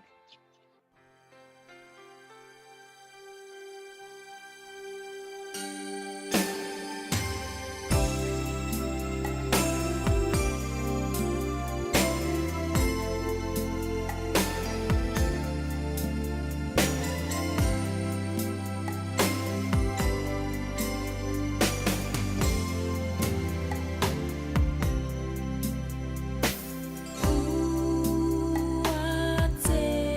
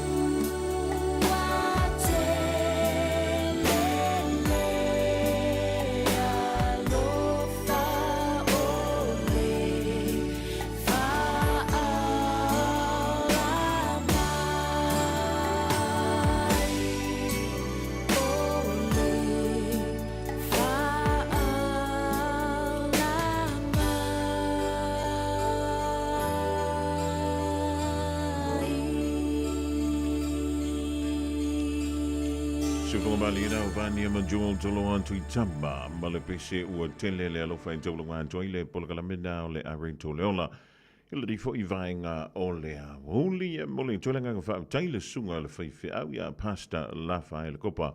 Ia wa la vale e una mai leo le tato polakalamena o le arento leola se musu musunga ia o se wha manatu o se tu alano wha le nganga ia wa le tato sa valinga ila di o langa tumu I fita ia ma whainga tai lea so ma lea fo I aso. O lewa se atu le tātu teimi toi se fulu minuta mtale o le tulai lua, tale lua o dātu leo tala I vai whanua. Ia ma tala I ta longa e pe o na funga dātu o le sunga ia se uli I le tulai tasi lea o uli o le so.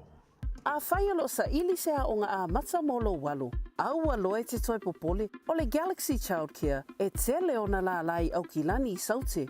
E toa tele whaia o ngā ngawaa o le a o ina le whānau e iaia inga whapitoa pe a le sitala lo walo. Tolus fulu I tū la, free. A vanoa le vēna le a onga mo whemalanga inga le whānau, free. Maua mea aia le whānau, free. E iaia inga whapitoa. Mo nisi whamatalanga, whaafso tai le o lua tasi, o valu tolu, lua fitu, lua iwa fitu. O mo mia sau lo I e fsoswani le whaatawina mai po le whaatau e se ino lo mauta. Ai ale tapena ino la wili, po le vaita mai no whanau mai Samoa. E whapito fo ile au nanga, I mata upu tau immigration.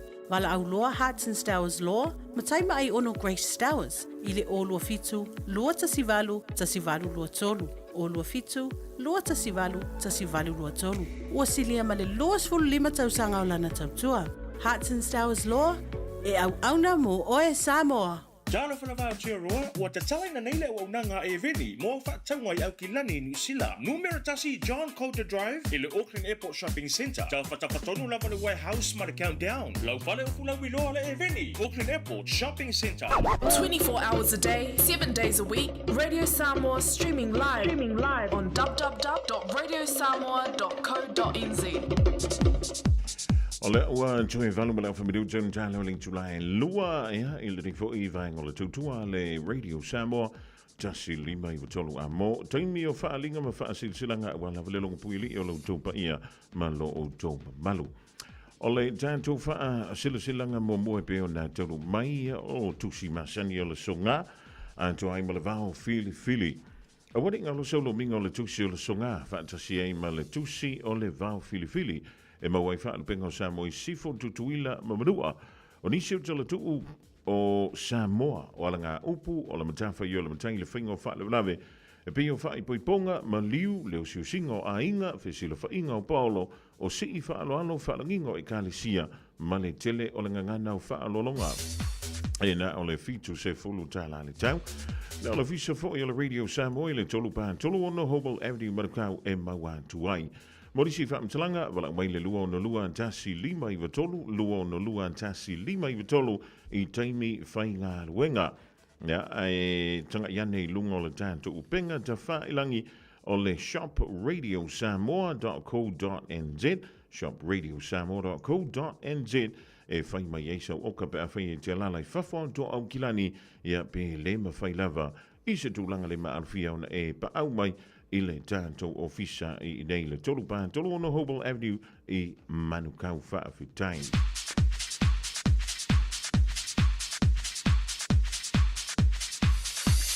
O le isia tātou whaasilasilanga leo wa tolu mai le ofisa o le Radio Samoa o le whaasilasilanga. Whaafiafianga au talawo e whakasā mai le awhioanga o tōna I Samoa. Tā lofa Samoa. Wa iei nei New Zealand. Ia le au malanga mai le awhioanga o tōnai. O le e wha silsila antua I wha pe awhio mai matala au mai. E mai moa I wha awhiawhianga mātango fie. A lo matama whanau o le au talavo e whakasa. Le sa whaimalanga mai I Samoa. O le awhio sa ena ma le ainga sa ena. Susu lua fantasanga. Ia le alo fuatino a fifio tuitea. O tu whaalongo, ma lea la taua ma le whatalanga ia tupa I le sa. O lewa mai al whaafiafianga I le po ana po le fiafia nafi I nai le hola le whakasai takanini. O lewa sauri mai le hola le whakasai madurewa le sunga le toi ina ia tapa le au ma le whaletua ma le e kālesia. Ma toina le tau le fitu I le fiafiana nei. su mai tala au mai ia tātou lango ma se e mai moa i whaafiafianga ale au tala vau ia e whakasā me le whianga tōna i Samoa lea o le a whaafiafia mo oi le fiafiana nei tātou whilo ia i le lofa malanga lei o le tua pau tailo sa nia le whaasilanga tā ua lea e le sunga le whaafiangainga ia Reverend Kamuta ma tā afa ia ma le au tala vau e whakasā mai le whianga tōna i Samoa. Malay tātou whaasilasilanga muli e pe ona tau au ina i le ni fo i vaenga lea woli ia o lea mai tau atu o le tātou whaasilasilanga lea mai i Samoa i le whianga fo i usa le lolonga le kāle sia me tutisi. Whaasilasilanga le matanga aluenga ulua i la o le tala le lei i le pitonu o salonga i sa le lolonga. Le ale le paia i toonga o vai manino ai utula lafo i maunga o au lele lau whaasaunga whaafofonga Samoa. Tulauna le whaafonga tāpua i lau fionga i le tamao le kāresia me tutisi a wau i Samoa mātunu o mamau lau fionga le presidente Faulalo Leti Paanga. A o se whaafonga anga lau fionga le presidente Sili o le au uso whaalufani a o se sila lau fionga i le au tustusi o le kāresia whaapefo i le laulau o le kona Ferenisi. Tolo na ia le whaafonga anga nofo a sea ma o tau whaletua o le paia o le au whainga aluenga ngā lulua i so se mantanga aluenga le sofa inga o ta maa matina malo lo manu malo le paia o le komiti tu mau le kāle sia wao a maise le mamalu o nofo a sinoti o le kāle sia me tisi i le lalo langi a toa. Ai walanga tila se leo vai ona o le whaamoe o le ni matanga aluenga Mutanga aluenga me tisi salonga i salonga le ulua i lao le tala le lei. Wa e se tau wha i le tamao le mutanga aluenga ma le tina o le ngā aluenga le sunga ia a sosili ma le presidente o le auso fe alfani ia sa lema suesue fa pe le sunga ia misipati tia ma le faletua mai se le pa ia o le mutanga aluenga i salonga e fa pea. O le aso lusu tolo Februari lua fe lua lima i lona so sa fa o le awhaia i le sāminga mo le tuuina i lalo le malu tāpuai mo le tau e fausia ina o se malu fau. O le tatalo i lupe whaalele ma taulanga tangata whaapea fo i alo ma whanau a tapa au ma sale longa i a tātou awai whaatasi ma mole mawina le rei sāminga tāua o le a fo i se masui o le a e awina ma tau te talia ma le anganga whaafitai. O le porokalame o le sauninga, tā o le valu le tai au, o le whaamawina o lou ma au, tā o le iwa a manta le sauninga, a wha le se fulu ma le tasi le tai au lava, tau maftanga ma whaanolonga, a whaane le se fulu lua i le awauli, ua tātou lulua au ma whaato wha, tā lo sia i le lofo le tua, o le a tātou maua le dāso, i le manuia ma le fia. Whaaptai o lo sinia, e le tausi matanga aluenga, ia Reverend a Sosili, ia masa lema suʻe malamatanga aluenga me tisi i le pitunu o salonga le ulua i la o le tala le lei i le pitunu o salonga i sale lolonga. Ia o nisi nau tātou wha silasilanga le utonu mai le nifo i vaenga o le aso i le tautumala unanga nei le radio Samoa tasi lima i va tolu a mo. Ia tālo sia o le nā uamnino lau whaafonganga a whiwhu i se sasi o le tau o nei. Ia o le ala vai tau mawhai atu longa puieli i lau tau pa ia. A wān tātou whaalinga ma whaasilsilanga o lo whaapea lea o na taunu mai. I lea vaiaso ma lea foi vaiaso. Le utu e lua miru ton tāle o lei tūna e lua. Tāle lua ia sa ura vaisa yuli mo tātou tala. E pe ona sa e whaafunga i lei tūla e tasi i le awa uli dei. E mālo le whai orwhi. Ua umau aso mālolo.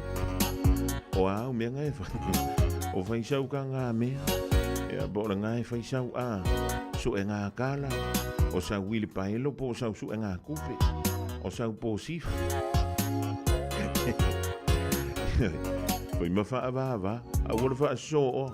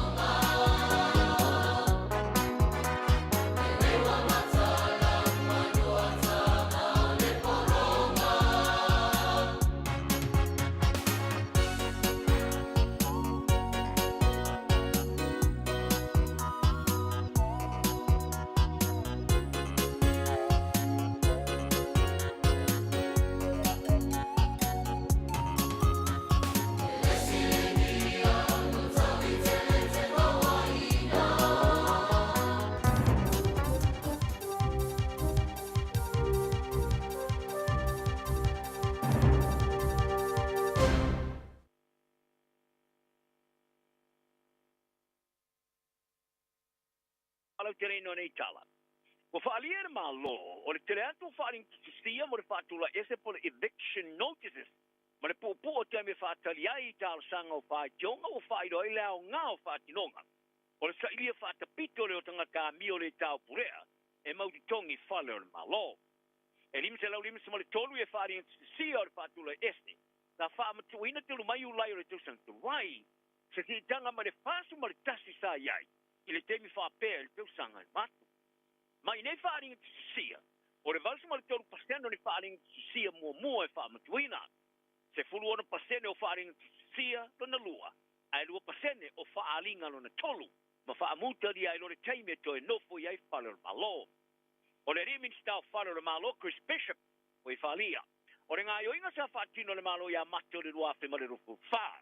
O le sa ilia whaatapito le o tangata maututongi e le ini ami o pūlea. Wow, ngā. Ma ia tā wai o ainga tua oi o tangata i whalo le malo, ia masta nei lava o tangata ia, e le nofo i fo i whalo le malo. Ua whiu ia mionga le tau pūlea tangata i ta whili sauno ai. Ia wano le leo maua, e le nofo i whale whaatapina ele aututongi na ponga. Ma fola ai loa e min star. Ua lava lea tu ua wanoa, ma whaatonu i nai loa le ofisa. E whaatino ni whaatino ngā whewheu e wawai ei tangata mautongi whaatālua. Wharia Bishop, ua patino na whawhia pieina, i le vai lea vave whau la veo ofiso soni ai. I le sui ai o a mio tangata mautongi tā mua atu, whaasoi sai tua oi.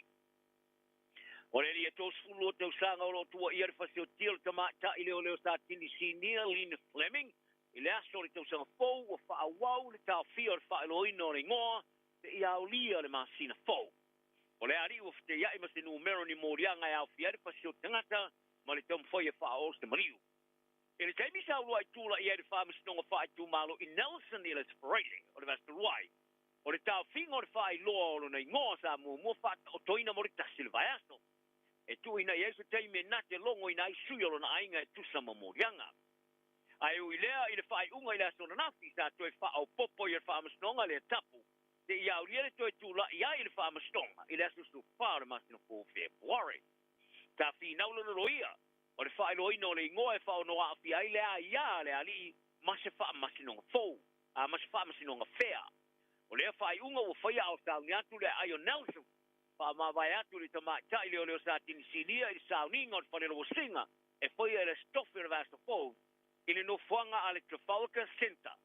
O leo ma isi tu malo, e au inatu e whaatino ngā ruenga i lea ai, ai whaatanga i leo le loto e whale, whaatiatu i le sauninga o le whale lau singa.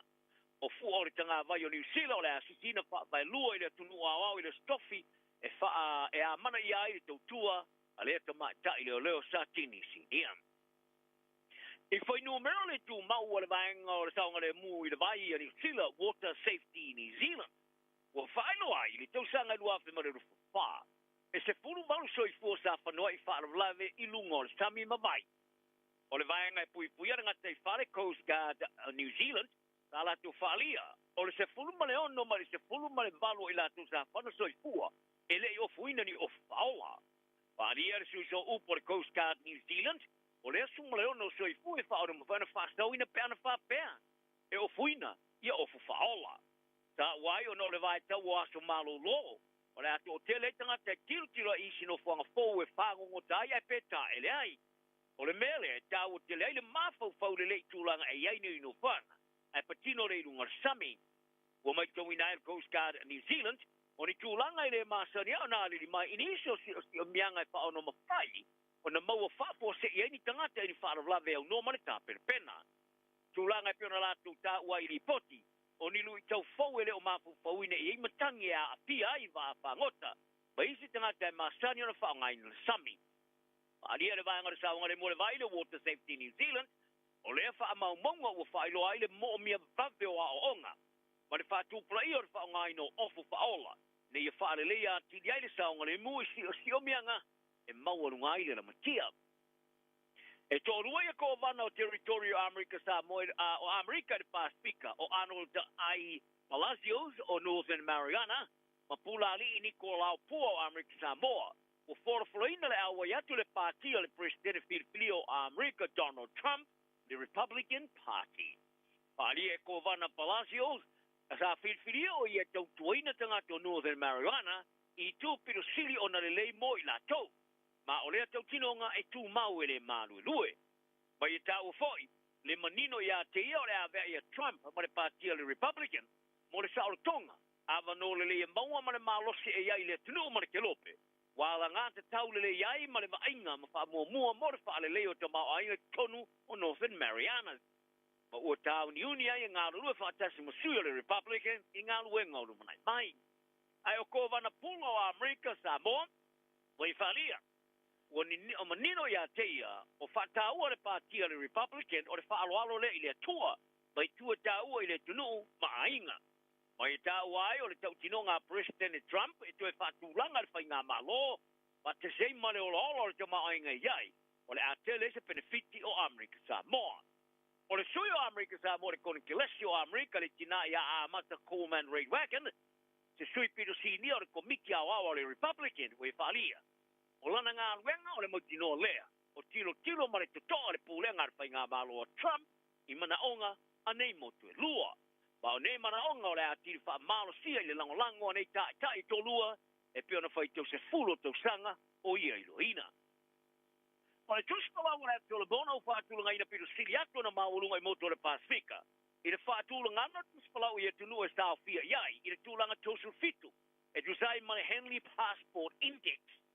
O le index sa va mapupuina se company e pe ona famteleina I la tau, o se taiulu ni ke lope I tangata ma si tsenio tunu ma investimenti.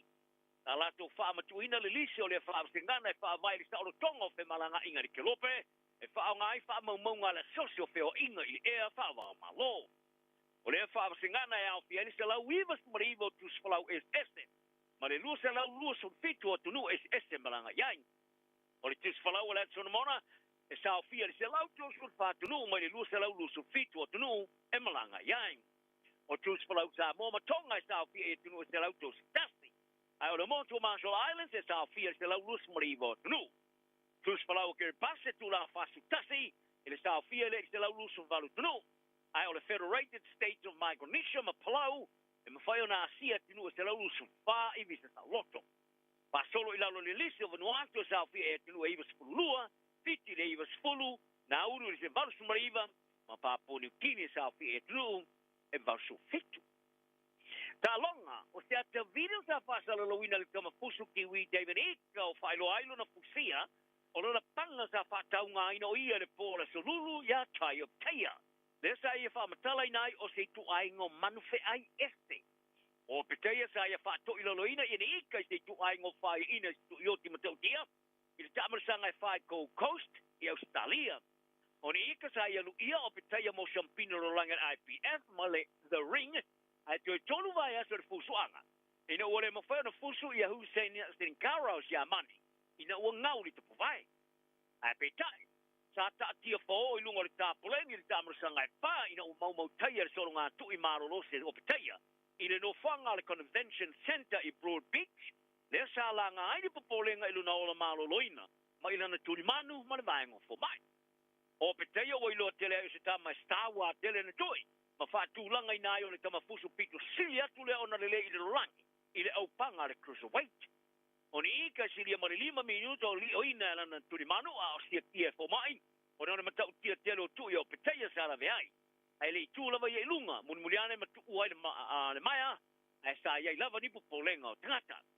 A betai o lana te video sa I whaasara la wina I lunga o penga tusta inga na Instagram. Ta whailo ai se tala lelei, a o iei te tonu o le potu suia o petai amala na maenga. Kisina taimi mun muliani le po ina ua mai ale fusuanga. Sa wa ai le tau whai feo fo whai o whaapetai le mao o petai amanika, e tusa ma le fusuanga, ma fusiai. Ma whaalongo inai le whai o ni inka ia o petai a pēa whaasta mo ina e whaapea, o oe o se i tu aingo manu fe ai este uso.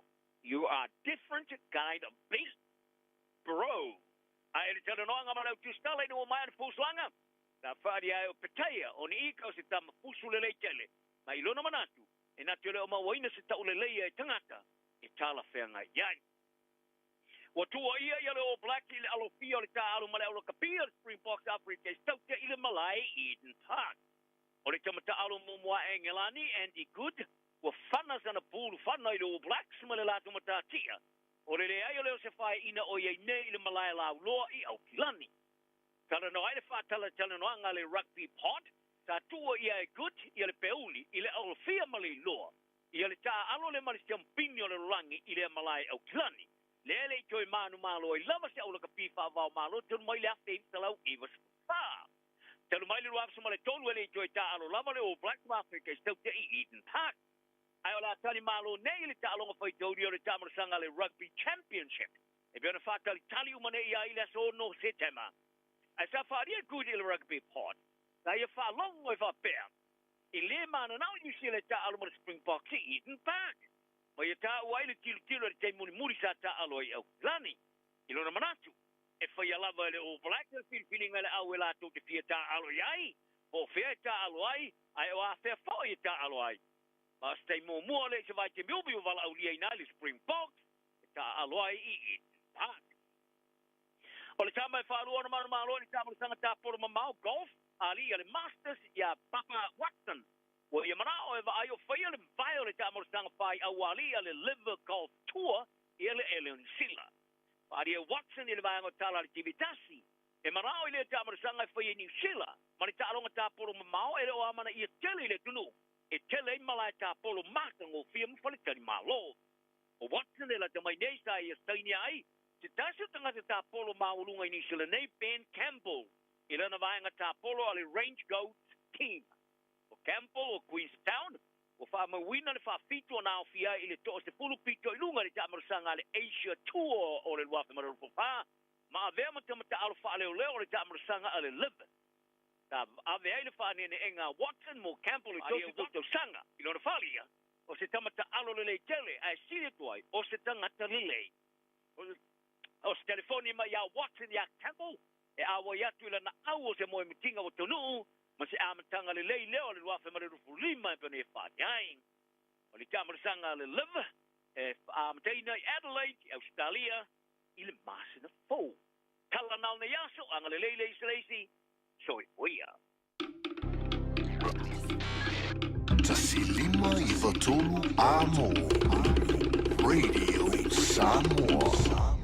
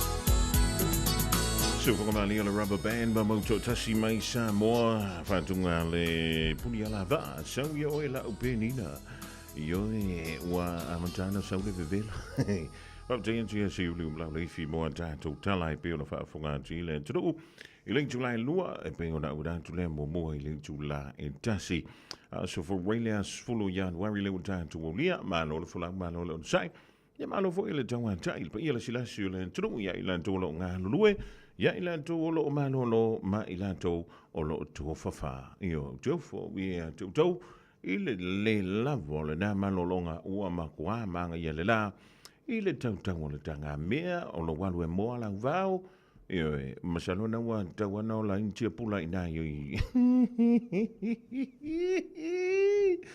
e ka fe io o le mele nofo o se mele le tele mo ilanto o le tinga ina finga luenga o le mele ta o le nofo ile so anto ile se me fa chole ke ofo o a ultimini makua io pe mangiso lo kingo fe paka ngofo o la le po ko sanga nga uma le loku mea ai e ka ke kau popula ko lo TV e o ka le no mo se mea o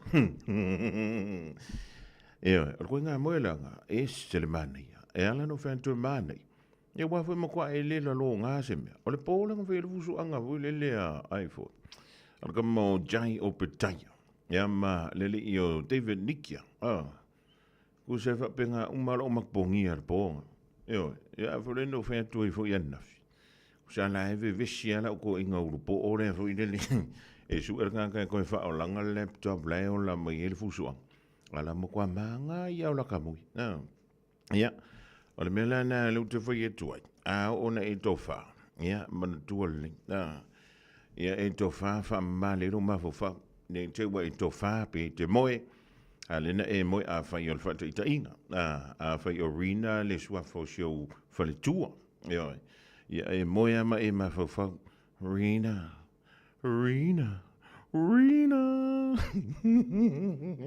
yo wa e ni si wa man tana mo le ngasa na o le moi va vale a o shona pona la to moi va vale na man tana mo moi va be rina Swaku! Ioi, ai ngā lua rina, ai e mua ngere aka. Manguana o la ai whaase pa maka mai rina i lisi ku. Pa pepina, kai le leire ngi kamalo. E moe ala i mawhu whaumea kai. Ai o le kau wha ngare ngare moe aku la rina ai mapunga ngelo sau wha. Sau kala wha pia. Ria, Richard, hey!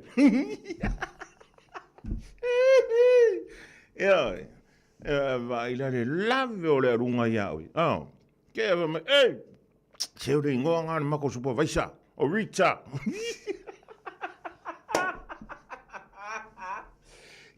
Ore mea ngai luku whakua. A e tō wha i le pō. Pe te tō wha fo i le au. Whaisau loko moe. A wale mea ngai kupu. E whapea ngaraka la lisa o kamala i kikinga. Orga kale mako ala i ki orga. A e re whikanga wa orga. Au mana vantu le fiuf. Ya. Au sole. Ya. Wa ngā uwhai e le vai asulungi. Whaktot. Ya. Wa. O le ku wale au. Wa au me while asongi. Mai furu i pū. O le hau ke manga wa meuro ke mai a koe ka ko i pūla e whau mai lunga i ia whaalongo mai. Baraka ko wau reifafu. Ke manga oe pe fia. Se furu ingi si le vau. Marsi va. Se furu fo ingi si le vau. Ia mo le meka o le pala au. Nga maka mai le makarangoanga nga malaka mai la sunga fu. O maa nga va ko le fale. Waia kunga. Wa maka i lesi ku. Ia ufa. Soli. Wari irka ko. Mai ke wari. O kasi asola. Fak ioi. O le whunga uwha la ngia le maruru o tavi. Mai ke iroa. Kai au le siso. Whape. O kangakangi so le makuala iki. So le au mai pi ka alo melo mafofo. Fak wa okei. Io o le so lua. O koe manga wak fak. Toli. Wari irka ko wa. Mai. Tau hui le si e whai. Io ki kilonga kung. O maa ngia le ma o luma le faskip. Wak sole. Ai ala lisi kup. So ni mara ufasanga nga kunga risiku. E ni ai ma se me oi. Ai au fuanga ne ke re o le mere ku fa COVID. E re a ko se furu mika. E oi. E re a ko fu se fa ku pita. O le mere ku. O re sa kusanga ala uma nga vankua. Ma toli. Ma ro nga lu. E me lesu. Ala ki ki organkari nga ki fikanga. O va ba. O era ka mua le lari. E fe oro ulai ki. A ore ki sa piki e sa we kofo mai ma ku ya. O e forga ka mua. O le la mua ko ki ri a forga wenga va ku e fa. Ya ave. Ya o lo ngafi. O ko ma va fo. E ma ki ri yo la ki ki ren kango fa se e ma ki yo le me nga le ka lo ko. O ko fa ku vola. Tot. Wari. Ko maro. Sa va. O ki kilo. O mangai. O fa fola ma ko fa. E mal me si manga pe si ma vo le fa inkiriki. O ko kongu na si ma. E ye mo me ngai pu fo ye pe kusal la po mo me piriki. Que lo pode ka poko ngango fa ngapu. E ko ai la. A ola la au le vai pa. Oi. Ai si longa va ku le wa pa ko e ri. Au fa ku la kom. Ba ngi yo lo ngoro. Tol. Nga kau ko la wa ai me nga solo o we.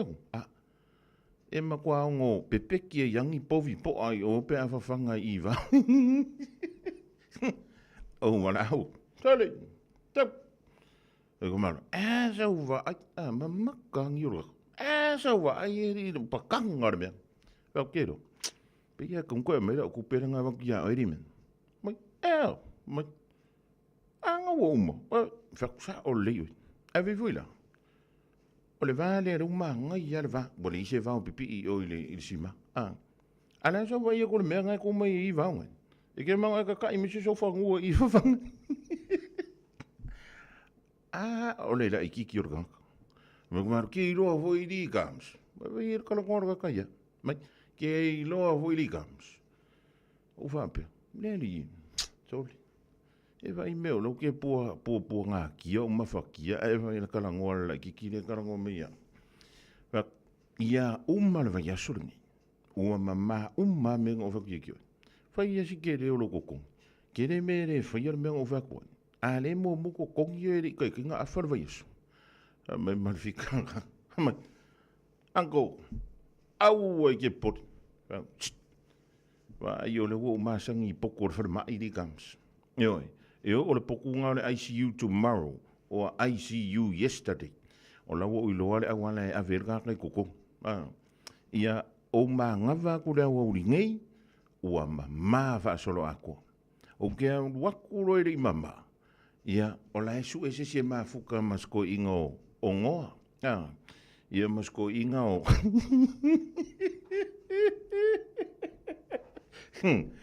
O le ka usu engi si e va masko inga na irunga i o.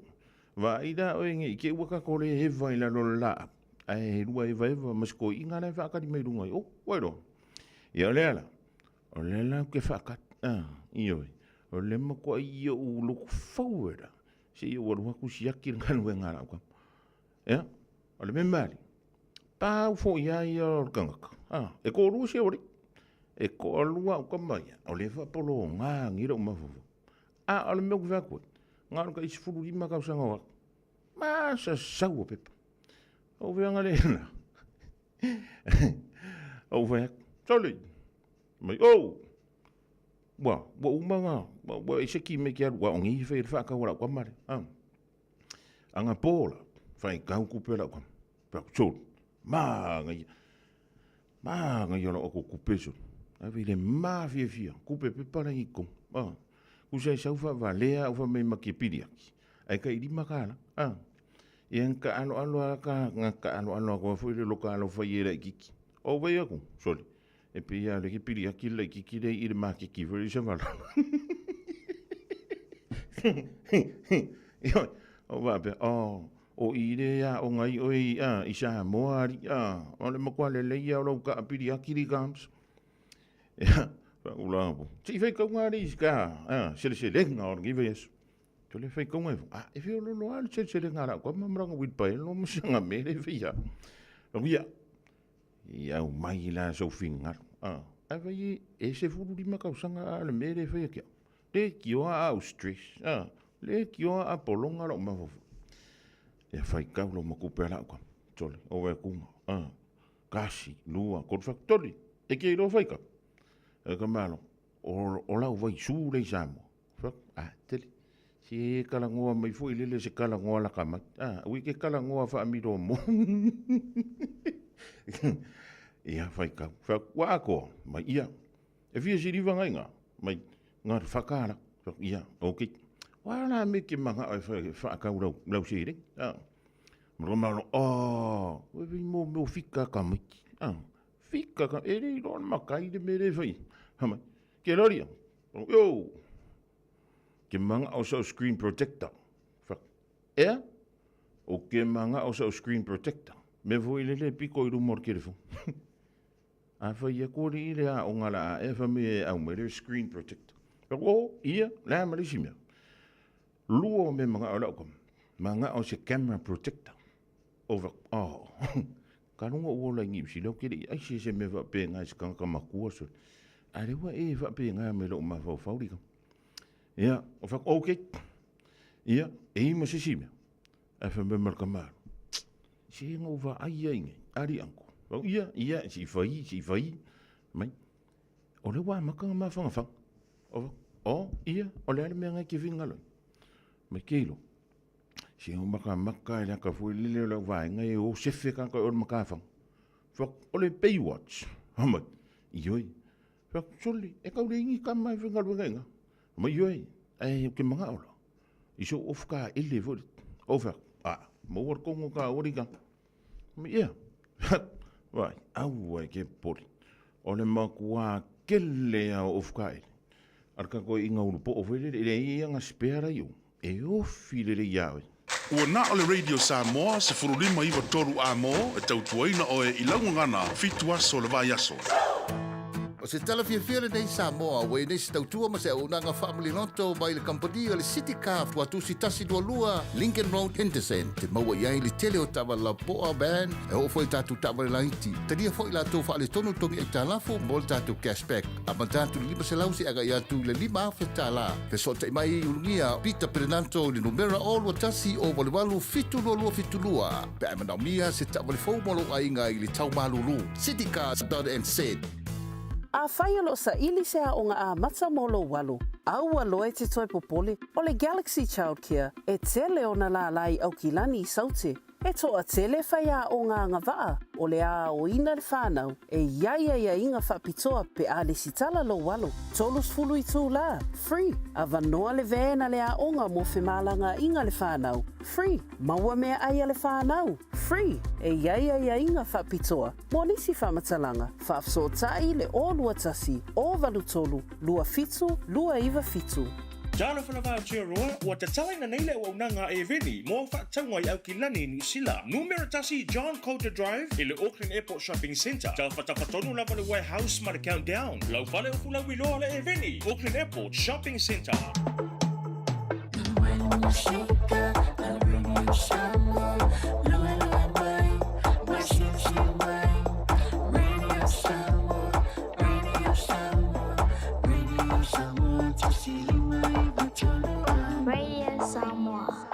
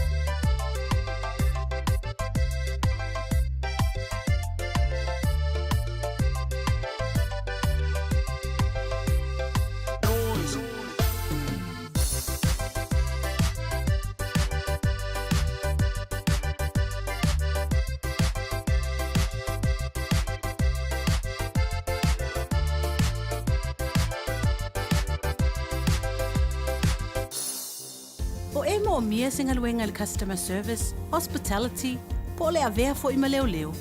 E te leo mautinoa, po fe a matai. I le MSL training, mātou te whesoa soani atu. Mātou te malama lama, o le amataina po le toi fo i atu i aonga. E mawhai ona whaafai ta.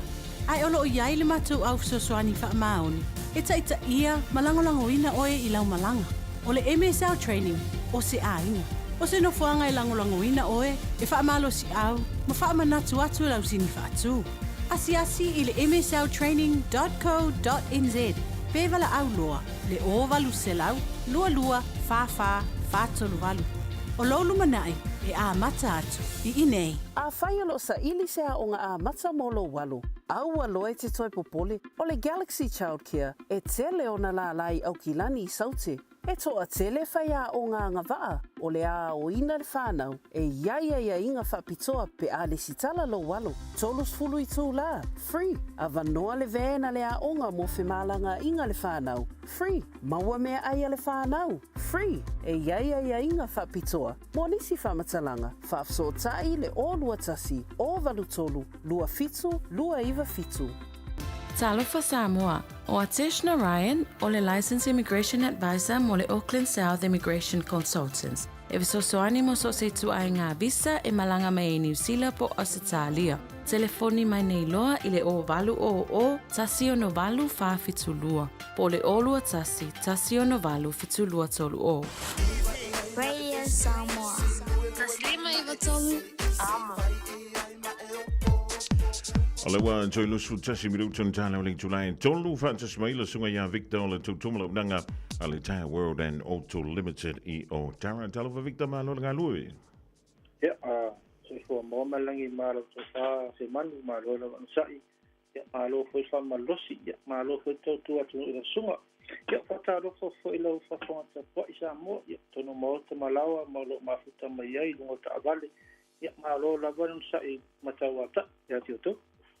Ja, va malo le on sai malo le tawa tai o le se fulwa so le masino ya worry o pisi le dando nanga o ani fa bito fa nga solo le se fa manantu ya mo se taulo longo fo mo sa mo le ya o li anga ya tul fa mo le veso ya fa tai la vamos mata ndo fa algo se manu se amata tula il tato pamua pesini mantua su senere to se a pe utulo ta bali ya maso o li matasi le dua tala fa iva o ka ko tiso le tala fitu vadu a manatua lo airport car tax por airpoint i scan to na tato falolo a fa peso of the pay mo fai for fa nga tato of the pay to lo ta vale i tona tato pamu ngata fo le alo kon kesi wala va papaki o to ainga gua su fitu ta life and service feel like ile tato pompe sitting ngata fo le manatua lo swafa ma se fo tanu me 214 puso mon sound ya tanga va avo sesi a velta eu tu atu morosa i tato pompe sindi ava pe nga ua umata usanga arua mata fundi usanga ngairi faila gora full service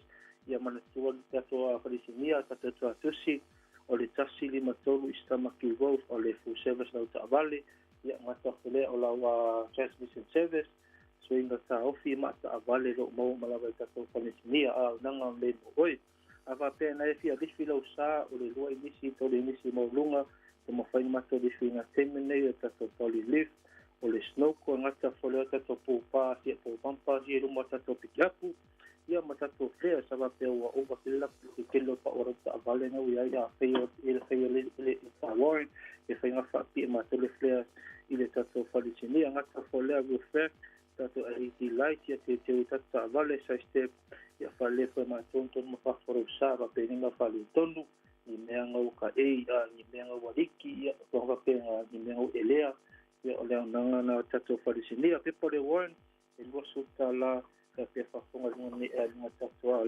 radio Samoa ngata fo le o fa ta ina ma tuta vale a o mo te fa ma e venga mo ta vale ha pe ta u sa o e fiu la va ta u sa le mo ia asi mo ina ma to no toa ia po ifo ma to fa ta vale a ile tasi di ma to le sta ma ki lo ia tiki sa ta vale lo mo ma to SUV cars mata folea tato hypercars ia se fela pensinis mo ka tato pick up uma te pa mana ia luas furu matas o le sinoko uma fa pi ia bar pa luas furu o le pampa tato pupas ia uma te piki apu le se me ke pule ai sa wafa ka ku e alu ai ke ia fa pe te fia palai ia mantura ora sene ia ata pole le forma singa pensemen para so ta vale mai mato fata vale e mo te wala wa tino tupi ia mo te lo tino tupi mai ia mato ka pe ava pe fata nesta vale ta vale fo te ta vale tuai e mo te wala tino tupi mai mato fata vale un me telefoni o le o iva lu fitu fa to o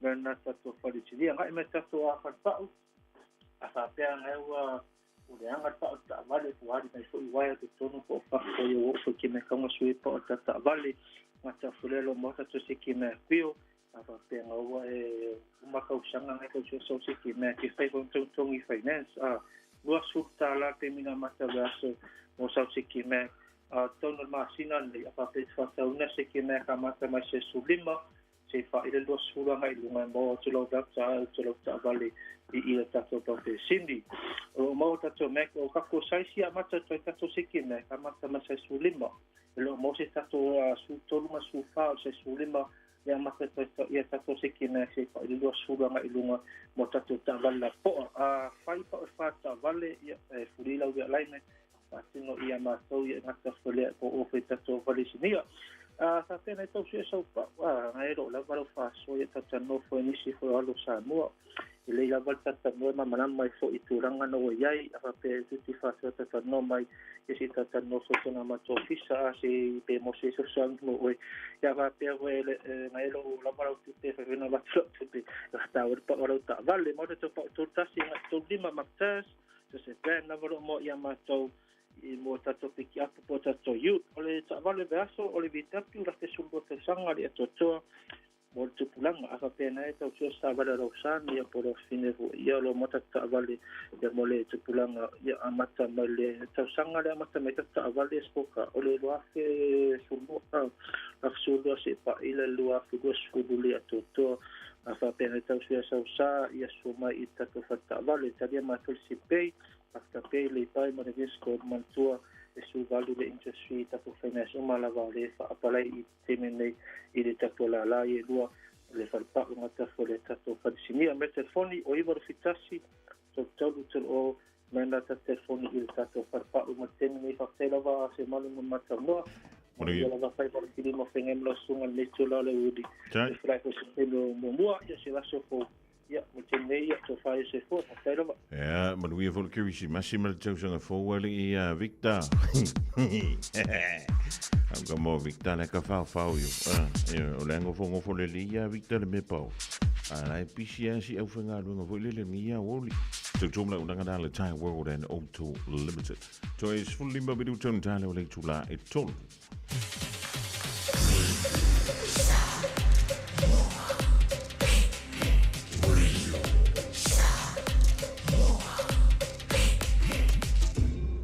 Moi tu amo.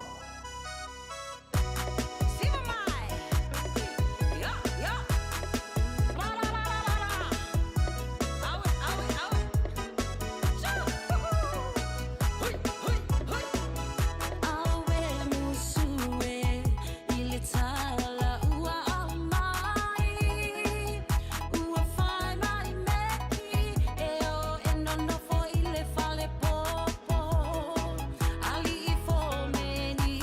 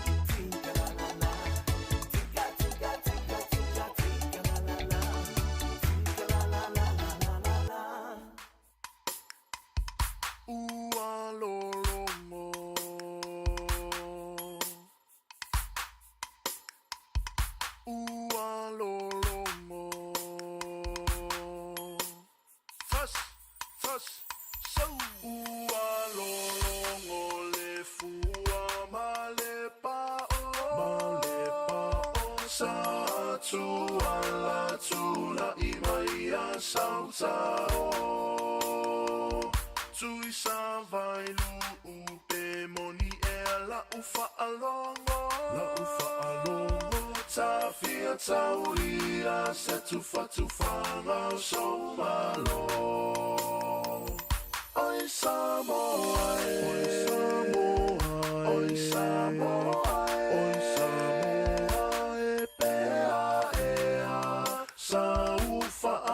fo ngai to afia malie isi au tulanie ua e masani ile aini usamie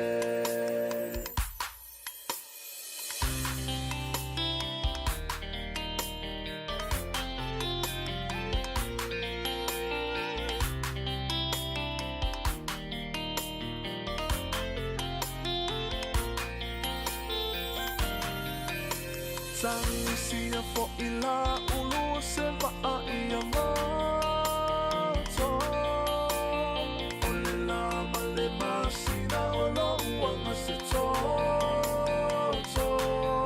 olo upale uale so ua matu sia la ufa asalo ele fai so ulo to ae aloita ile fa alomo auewe tali soria ete whaano ono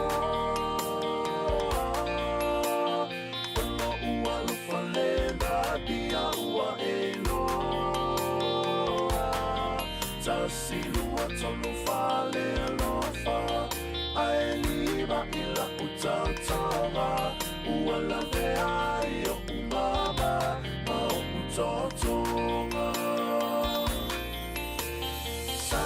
sau yo tao ta eva le o te tenu nofo ile mali e o si o loto awale I eto ema salo fuma e te tali tonu pe ata sola I maunga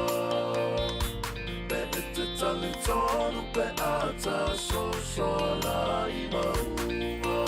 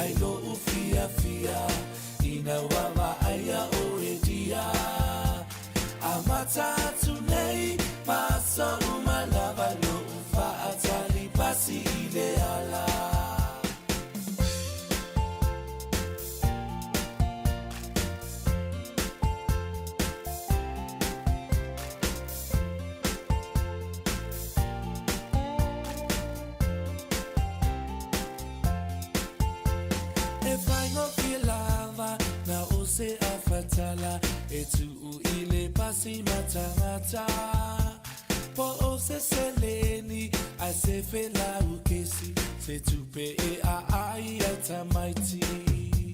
Watumule pasi, le se avanoa, solo mai tua le tassi o passi o fa a voi mai e la uhani hani hani le se me wangata ai lo ufia fia ina wawa aya o edia amata tunei paso umalava lo ufa atali pasi ideala watumule pasi le se avanoa usava livaliloa so solo mai tua le tassi o passi o fa a foe mai e la uhani hani hani le se me wangata ai lo ufia fia ina wawa aya o edia amata tunei paso umalava lo ufa atali pasi ideala. Si fianga o le dingrang o le wuri vai en tui fo tātou polo kalame whaanga solo le tūtomara o nangane le radio Samoa tasi lima i watolu a mo. E pe ona whaalau antu se teimi e le ima mau atu. Pe tusa o le afo le tasi pele i afo le tasi la wori o le so. Ai palasi mai loa male afo i press release ia po o pepa o wha matalanga le aloa ia mai le matanga aluenga ale pa le mia o le malo tuto tasi o Samoa. Ia, o lena, tamu whai atu ia le tātu wala leo, e tōla ula watu. Ia upu ma whaamatalanga, e pei ona au mai tutonu, o le, pe pale o whaamatalanga aloa ia, ale matanga aluenga al pale mia o Samoa. Ia, ai, ele le ia le manino o le manto le vai, o lea ua ma whaatasi ai. Ia, ma le whianga lea loli, ia ngal malamana au tanga vaia tipi, au tanga vaia, le sui o le tātu wala leo. Ia, o se tasi o tō taia, i le tulanga whaatu sitala, i tu tonu o le tātou o turu i Samoa. Se i whaalaua i tele la i titila ma tā upu. Ia ma wha ma nino. Ia nisi o vala. Pe awhai o nei tele i māla malawalawa i le ma tā upu le pe o na tūla i mai. I le dāwa i asu o tūna i atu. Rewa o mai le so. Lewa e sele ta ati anga lewa ta ati ama. Ia i wha talawa antunga le malamana. Mālo le ngā lue mālo so i fu maua. Manu ia le tau sanga fau. Manu ia le tau sanga fau lau talenga sa manu. Patalo pa ko i tātou o tunu o Fa'afoga le niva no le auri o le spray le lona lua.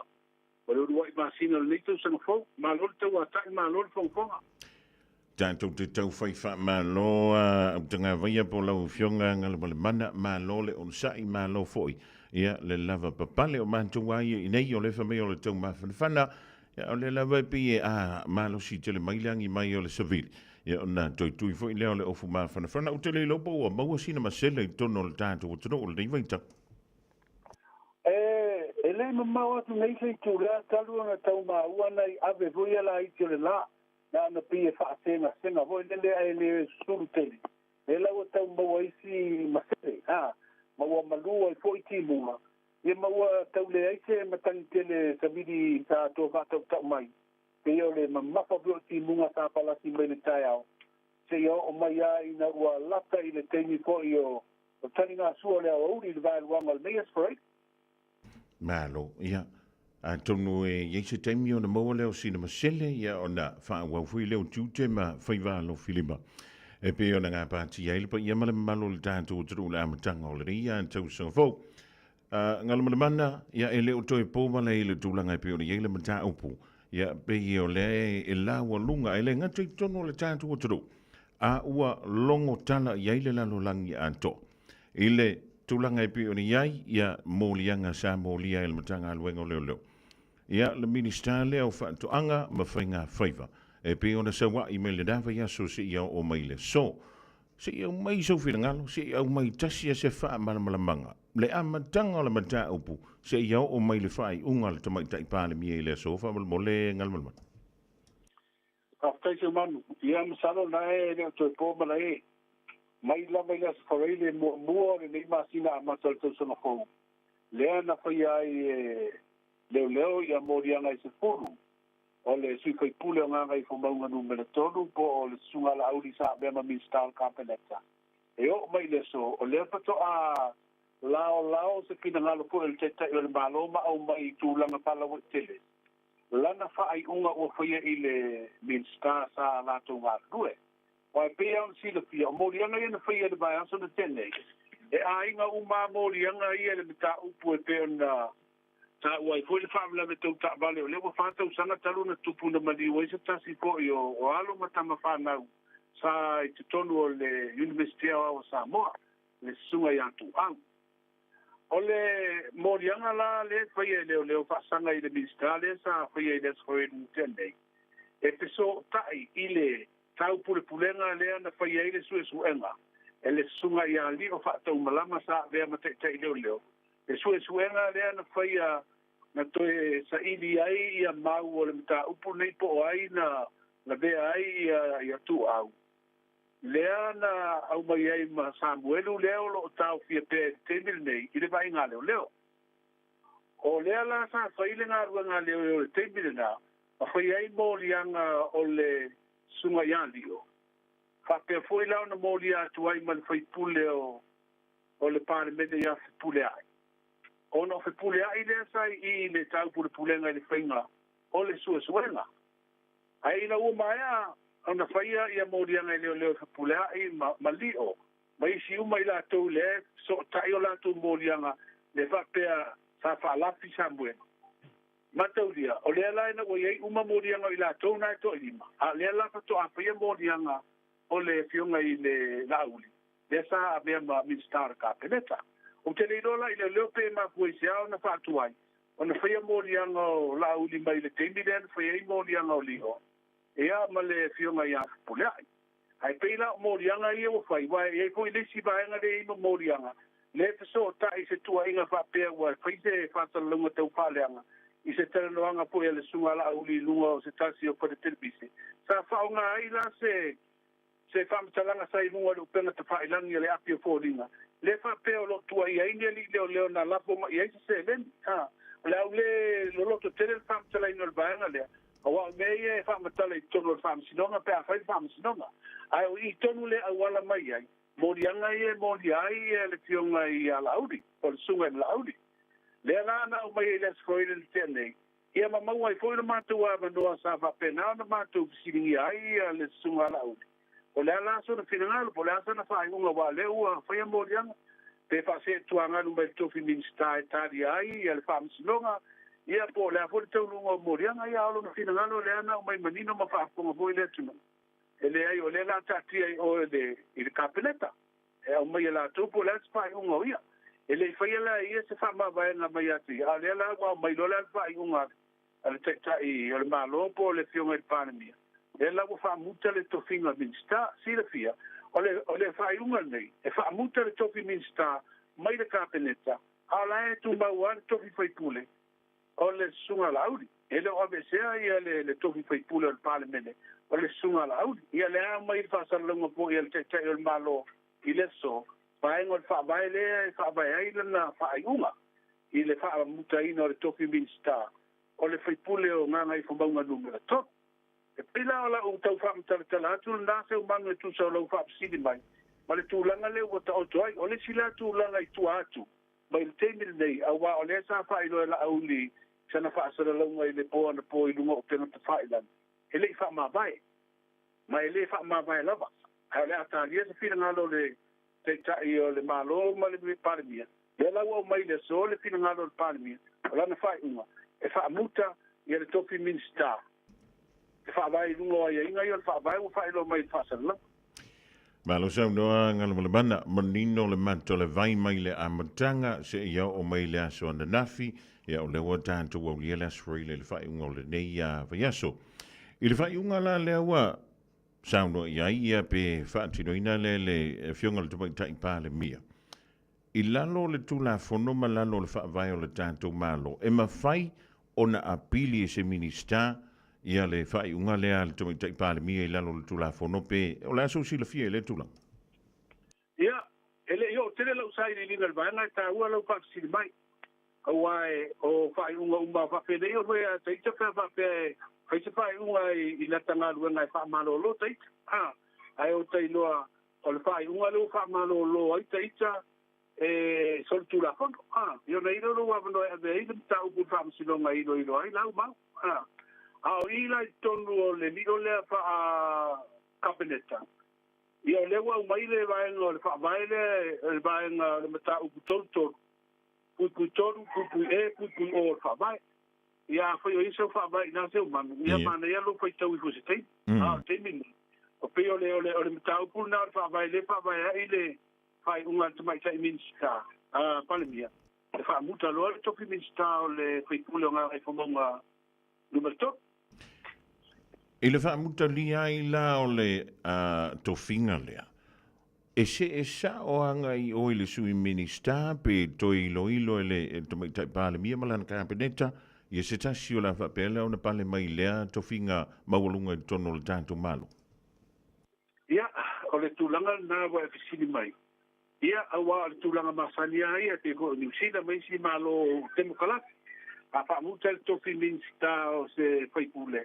Mai le kapeneta io non sei tu angalu le be ma fai pule il parlemento o tu la le be ma minista la molango ia ole fai una buona fai le te mai sei parlemento po ai la parlemento e fa se I po e tau ave se tu finga minista la molango al tu la ia ave se mai tonu le kapeneta io non sei tu angalu le tu ave tu fai pule le link malo fa tai ia wai o le mea nei ngalo mo le mana mo le fa funga ngale tunu o le mai mo ma sila mi yo le ni vai ngolas mai la le dava ia so o mai le temi dei o le ala o la ele mau fa matalanga ese ia o lo sa nei lunga le mele le social media o le se fa tu nga te tau tanto fa tu nei me ye lunga le social media o tanga vai Ola wati tino I lungo pena ta fa ilangi nei mau ai sa lo tonga fa ali mana tu balangona ola manoa le fa le ai mana tu tanga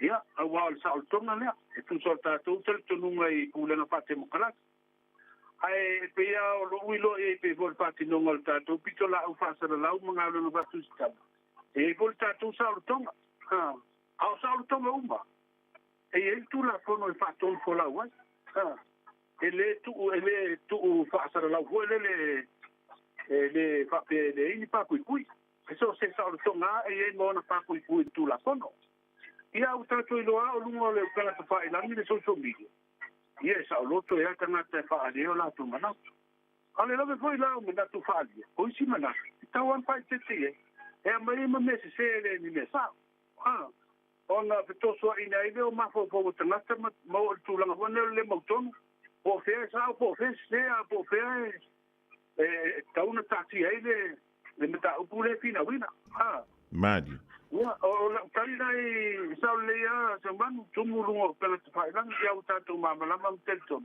lo pela fa lang ni de social media me sai no le api fo ringa le te le ta tu fa ya ona sa lo to ya tanga te fe la tu fa tala ya Uisia tala o se maniti o tatino se ban mali se vai tu voi nei wa o se tu langa voi nei wa se tala gona mali ia ko tonga na ta tu wa ia sa mo tanga sa mo le tu fe tu ta pia ia para ni ta tu wa ia ta tu tu io ta tu fana na mai fa sino mama mali ta tu fana na mai le upu awa o tatu tumale fa alo o tatu tentala ia fa alo ma tatu ngana tatu lo tau sire ba tu ia e tatu fa ulungo matai vai o tatu aina o tatu no e tatu bala o matai ma le auto tua ma una lue e le so po in tala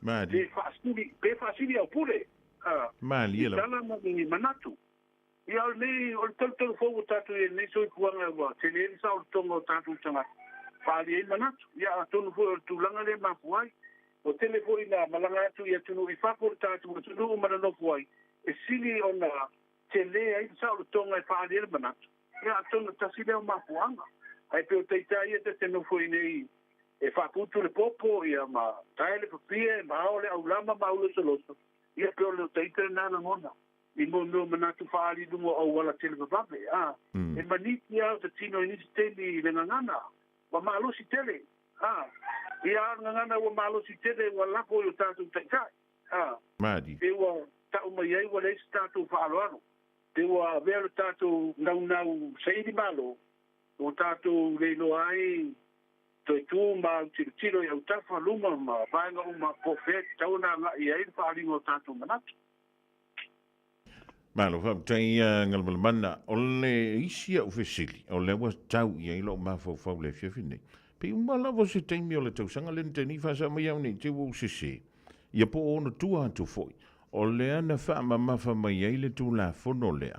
E ma fai ai ona molia o ile tu la fono i tonu o Samoa. Pe a iai ni moli mau. Mani fa maoni yanga. O au uputa la fo. E se pe pelo.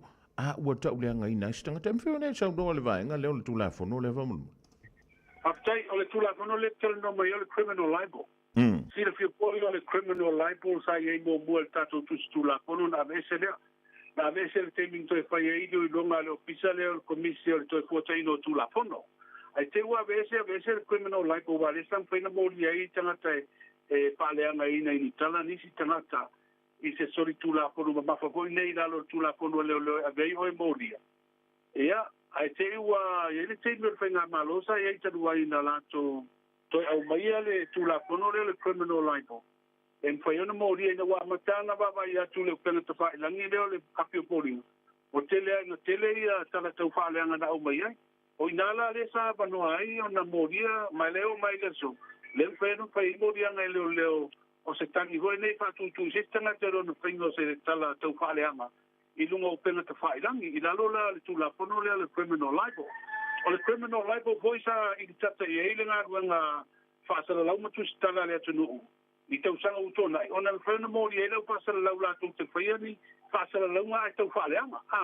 Wa hoi lai o le tula pono hoi lele ave ala utangi le tau whaaleanga le defamation. Ia. Le ave lai lunga le tula pono hoi le civil law.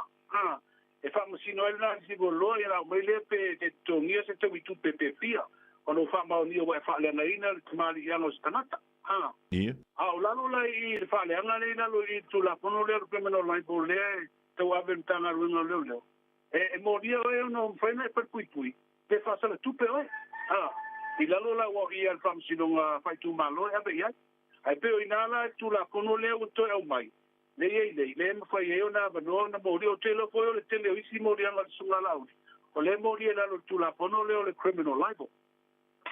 O le a la sia fianga o se suia whai pule o le mauta pe a whai e umane le mata upu lea ia ai eise murianga i e se fulu e pe o na ta ua. E ono wha maunia? Ia, e ta ua lo fisiri, langa e ai morianga son tula pono. A mori e stasi o tau veina le toki whai kure i le panemene. E ei le whaasalanga o le mana tua. Vane whaafonga tu. E peia a whakui kuri loa pe o le tausanga. E pe lua tausanga whaasalanga. Ma le sara tupe pe siri atu e le apetala. E whai e la e lalo o le whaasalanga na so tula kono e whamauni. Ona solo ia le na fua mai le panemene.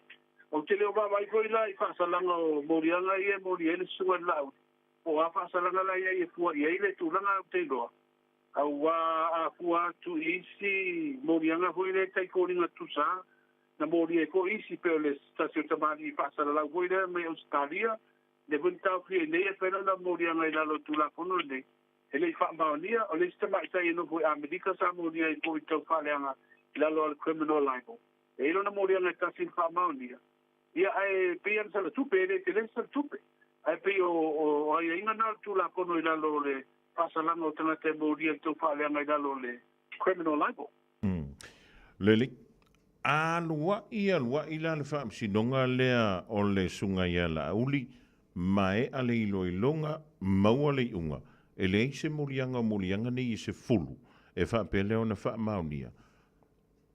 A o lewa na o le tofinga whaipule le wi, e ma whai o na toe la asia to tono le kāpeneta i lalo le whainga malo al whaatutu i le tuasa mo o tasi le pale mai le temile rei.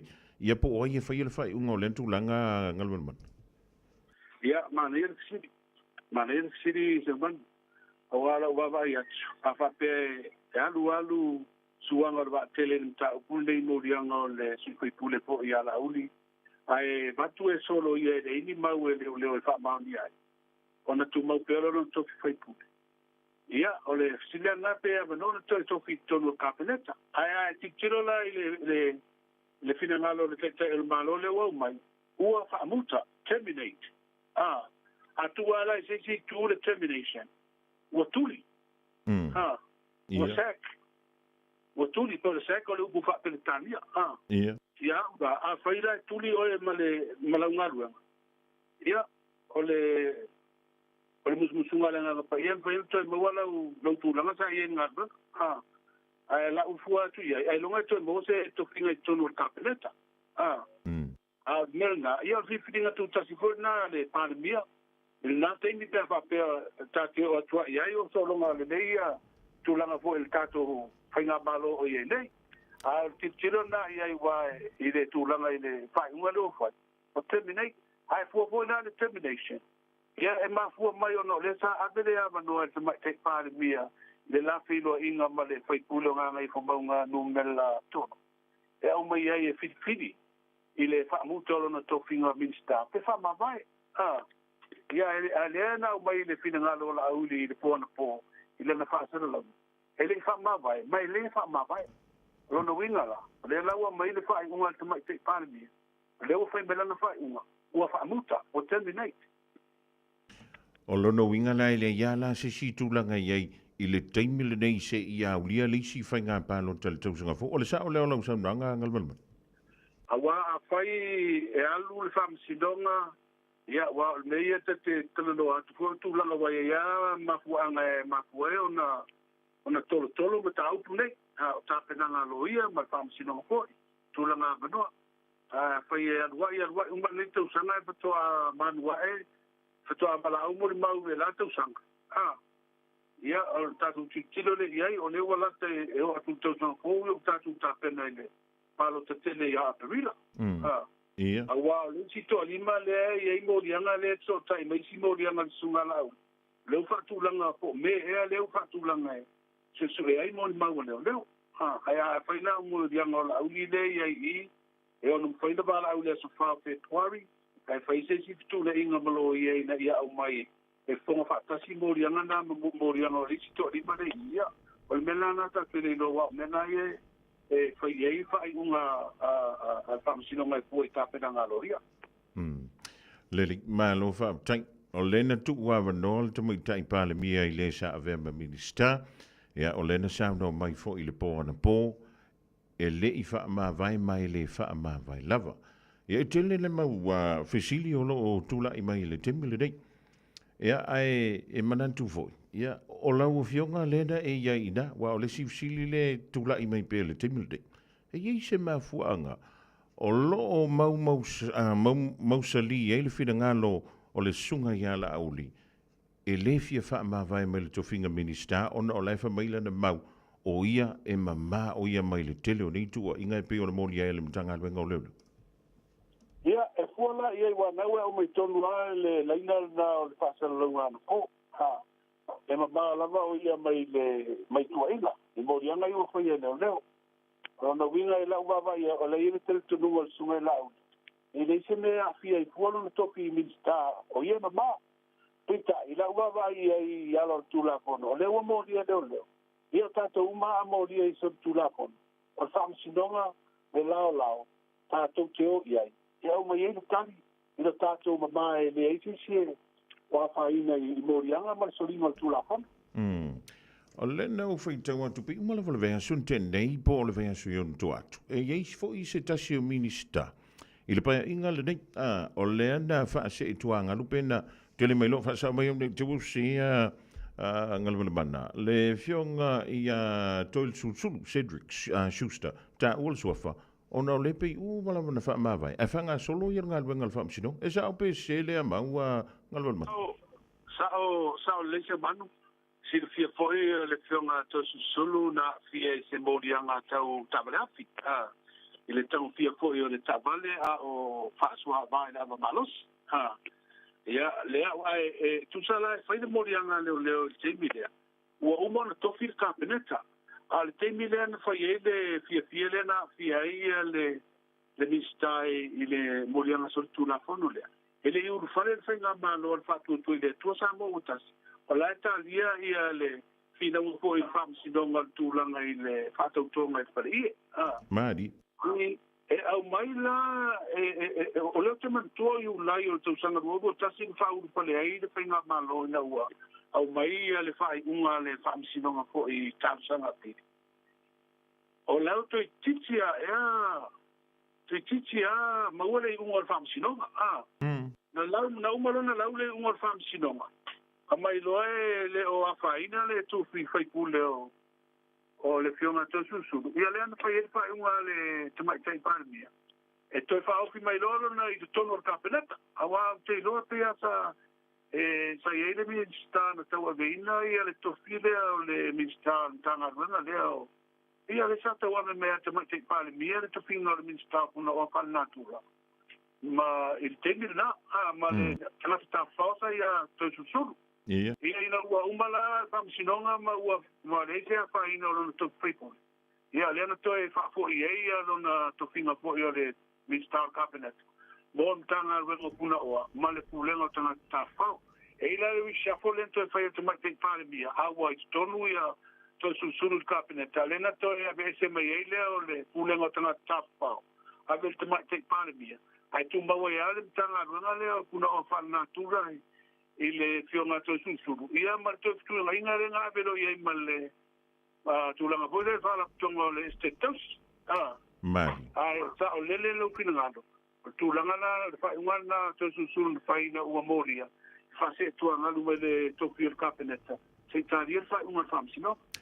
Mo ila tō ngalu ma le mana o le lawa e tū fesili. O wai tele mano noa I mau fesili. Po o lea lava le mea e halanga tau wai. Ona ave ese ia pe tu ese fo isa ngana lanta mai. Ia le tofinga wha le mahalopo o tofinga minister. Mai su ia whai pule o le mauta. O lei tonu o le mahalo. Pe an tupu se mea wha pe. E mwhiona e wha saunua manino I le tūlanga. O le tau sino le tūlanga o le integrity. O le aniu sao. Le whai mai eile pe po whamtalanga le nao mai nei mai te pānia. O le tūlanga o le tau si o le integrity, o le mawalunga o le mamalu, ma le whai o le aniu sao. E po so se sia e mori e kapinete e minister. E tau anu whase tuanga. E tāria po whea anga iei e tau ulmanga whamsinonga. E te sida pia po. O le tūla whana hoi rei e ma le whainga whamai rei e le malo. So se sia umia to pinga mawalunga le malo e se pai u hoi le wana soli se tūla whana. Le whaira whai unga e whamalo lo le tūmau. Le whamalo le tūmau pe tau e masina mawal tongi o malotol masina na le to mo se tong ai fa malo lo le tu mawa se mawa to nunga lana tuainga ia pe fa ma ni pe fa ma ni a mai fa ma ni ia o le to mawa na ai a mai mama ia to fo na ia o foi lai dalo le na nga malo o la foi ia i fa pena Lele ana fa apea la ele faia le fionga le tomo tai pa le mia le fai unga le wa fai le so Fama tau whea wanga I ele tanto mta upule langa I antul whai ngol nei vea so male na fui vea sfo ungal malman. Wha pe anga le ambel whai unga leo wha mutal tofi min star pri pule o ngai wha mawa toru. Ai wha o ngā pea I ala na whina unga e tu maulo na tofi min star. Ina ua ai e lau tele.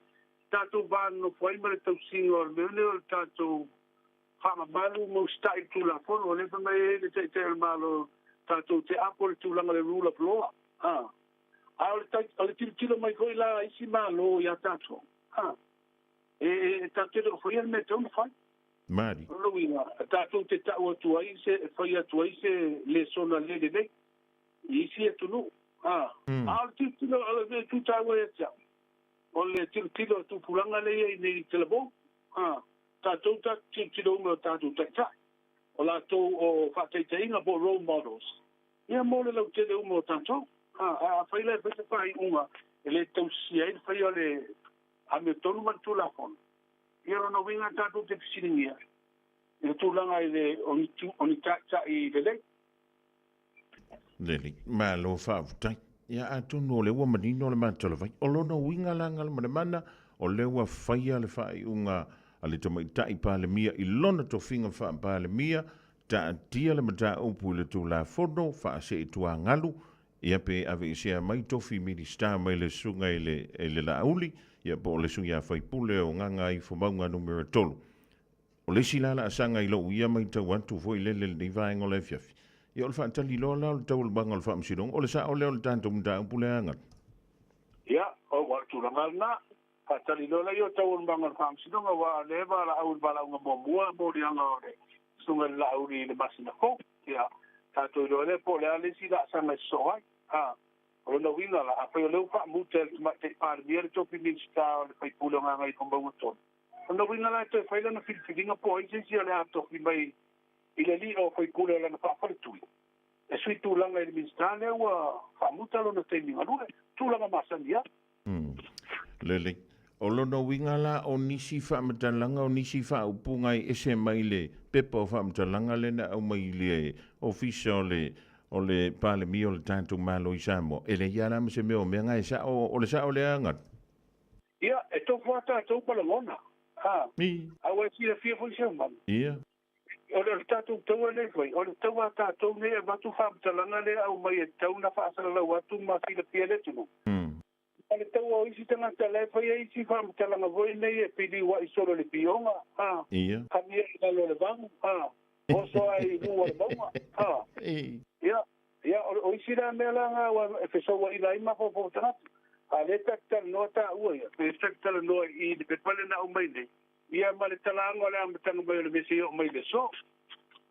Lele, to e tasia ona o le e manu pe i lunga wha matalanga ia. O le saule wha mtalanga e wha pēma whisili. O le la le mea na tupu, i le mefo i le tāu o le contempt of court. Ia wa o lau whionga na i le atoanga o tauna ngā lui tono Samoa.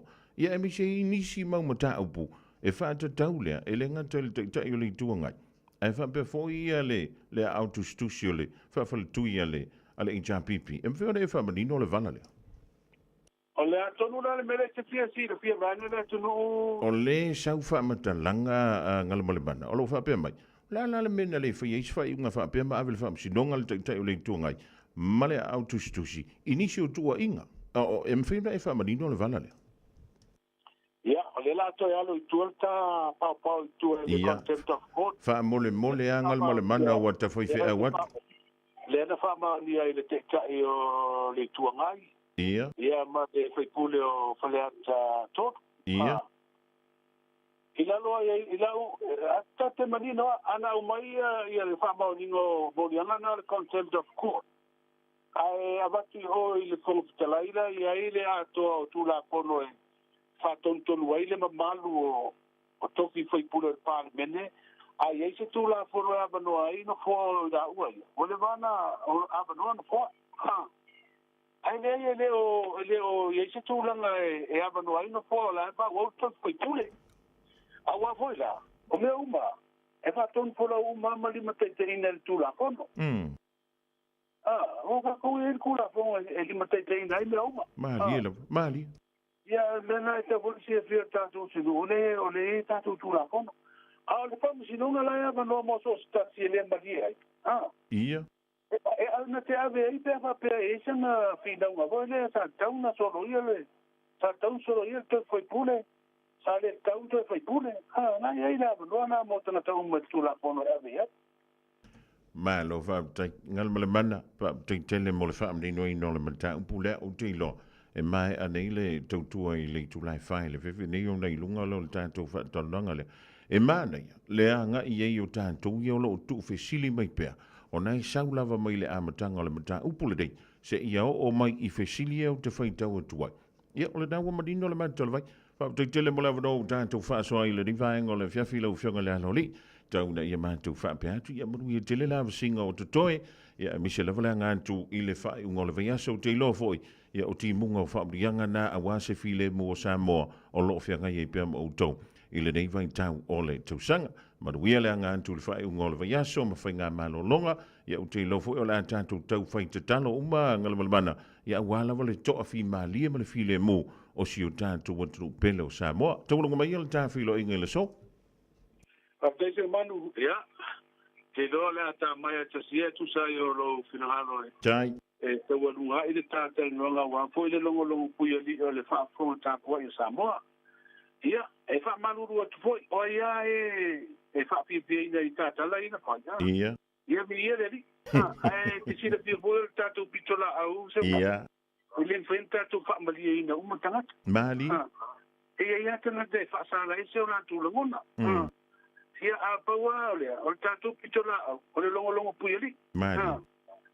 Ia fu se sasi o tātou au nama. Ola fu ia lo tula polo e tau te o iai.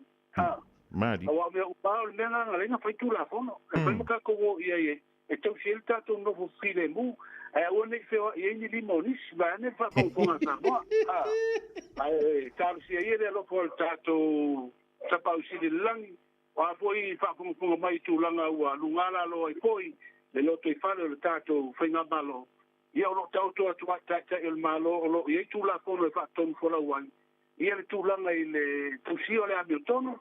Ia ma whaatonu whala uai sanga le mūma tausiri pide mua le tātou utunu. Tālu sia ia nei tausanga pou o tātou amata whala uai. Ia whaapenao na marutia i awa loko le tātou mutesiri. Maua sau malosi se o manu wale tautua whaawau le tātou utunu. Ia maua hoi se malosi o stoina i nei e. Whapenao na tau mwhai atu se mai wai fo ia wale whakonga Samoa. Ia ai ora malolo ina le kule maran fatua. Ia malau telo le tātou au nanga. Ia, manu ia le nei e fiafi tātou whiloa i tālo sanga lo whantu. Le fionga le aloli ia ngal walmana autanga vaia tipi autanga vaia stasio tau taia o le ngā luenga tautu stala ua loa tau sanga o tautu ai ia le pa ia male malo Samoa. E le ngā tono Samoa ia o teknolosi whanei o na bole ua whaingo fiai o na tātou whiso tai. Ia atono stimien tu antule i lunga o le tātou whaatalangalda. O le kako ki kalangoa i me tau tu la fono, io e tantele o talanofo i lele ni o mama natu, mani o malangona, o le au mai i le whaamatalangana au mai, a vatu whaamatalangana au mai le mtanga alwenga o leo leo, a vatu sa unoanga sa nginga i lunga o penga ta whailangi. Ia ona whaile o e lau whaatau, pe te alu i sisifo, pe te alu i sasai. E tau sila fiele me pito siliana mana, ia e tātou o whaatasi i le whai, ungol nei vai aso, tātou o le whansa. O tau su e saunga luenga fo, saulo e le bau master, o le tau sa ilintanga te tala vauto e malalosi. E ia iso to mai le wha ila ino ua mea, ale ai e lea whaina. E ma whai lava o na ao ao ina o e au e whainga luenga. Le le te tongi mai tu la whainga luenga. Wala au loa ne le bau master, i le o lua tasi, ono lua tolu, tolu tasi ono. O lua tasi, ono lua tolu, tolu tasi ono. O le R-Dash Travel, o le company numera tasi le taungo fio pasese mo fe malanga inga i Samoa, whapea le malanga mai i Samoa i New Zealand ei. A whea de loa i le ofisa o le R-Dash Travel, tasi valu lima Great South Road i Marurua. Pe vili mai i le telefoni tolu iwa lua o wha o o. Tolu iwa lua o wha o o mo le R-Dash Travel. A whaialo sa ili sea o ngā a mata molo walu. Aua loe te toi popole o le Galaxy Childcare e tele o na la lai au kilani i saute. E toa tele whaia o ngā ngawaa o le a o ina le whanau e iaia inga whapitoa pe a le sitala lo walo. Tolus fulu i tū la, free. A vanoa le vēna le a onga mo whemalanga inga le whanau, free. Maua mea aia le whanau, free. E iaia inga whapitoa. Mo nisi whamatalanga, whafso tai le o lua tasi, o valu tolu, lua fitu, lua iwa fitu. Radio Samoa. Taslima iwatolu. Amo.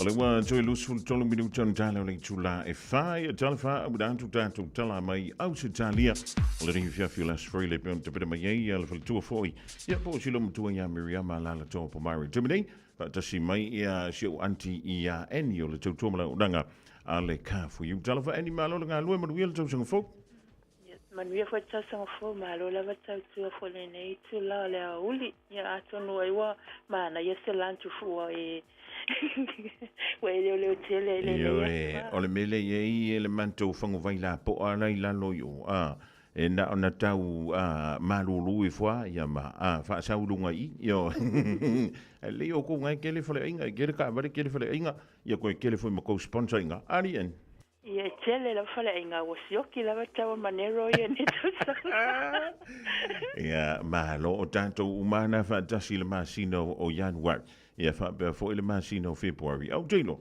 o le mwa sina fa mama avenga ia au to ia wala wala to tamperan tu ma tu e fa na wila onga ile fa ngol di masina male am tanga fo le masino fo wa I saolele ia whaftai lava se o manu ia whataro whatu e pa ia malu se tatu atunu pele lava sa mo le ne tula manu ia le tau sang fo ia o tau au ana foi nei o animal ka for you I whala uloa ni se le tele le anono ia tatu sa vale ia tawale fo fo I mo le ne tau sang fo o tatu au lia wa ia tatu yuti ese le lanu ese I tu ainga ia tau tau ngofia matamai lava le tau suli mafe ia se ia o lava ilunga tu ainga tawale Toyota Hilux e whainai apala iai.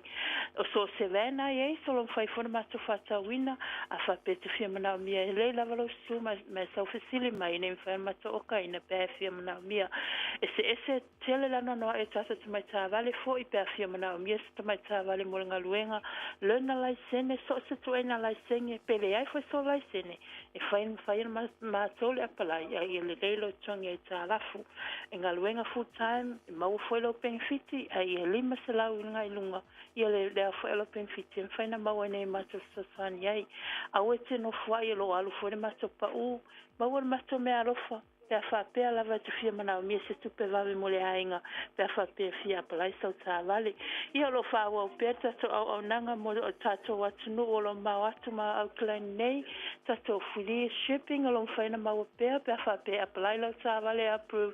E whain mato kiliva fuelu ma lo mau teo no ma se toni. Ia e whaina ia inga mo I lato fia malanga mai piti. Ia lo e whaisa mea alofa mo o tō foi. Aua ne ingalo tato whare tā wale maasani. E tato pule maasani. Sani lau fonga fia mfaina talia lo manao. Ia mfai fwana matafsaswani ati o e tato lava ngana. Ia malamalama rfa malamalama inga te apla inga lau tā vale. O val se lau lo fitu fai wana walu sa tonu mera. Ia pe se su mai tonu le tonu se lau kwe self-road. I nei man rewa. E te mawai eni manisi fo o nanga I mato ne tonga man Samoa. E mfaina fsaswani atu mo o ila wapalai.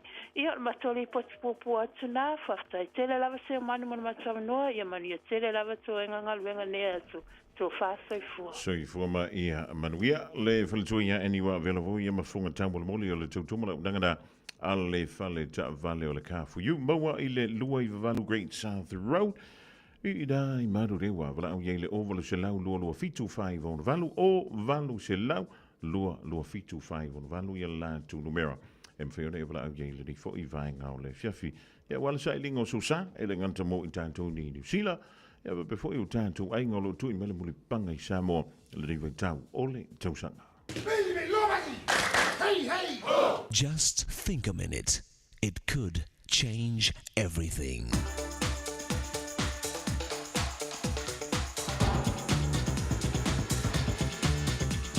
Think a minute. In the year 1830, Joe moved into a small community in Massachusetts, USA. Yet even though Joe was a kind, honest, and good citizen, from the day he moved to town, he was rejected and ridiculed. Whenever people saw him walking their way, they would quickly cross to the other side of the street. Even the windows of his house were often broken by men throwing rocks in the night. Joe continued to go his quiet way and ignore the insults. But one day he was walking down Main Street when he heard footsteps behind him. As he turned to look, a group of men attacked him. Joe fought back, but they overpowered him and dragged him off to jail. These men lied and told the authorities that it was Joe who attacked them. Well, Joe refused to pay any penalty, since he knew he had done nothing wrong, so they locked him in jail.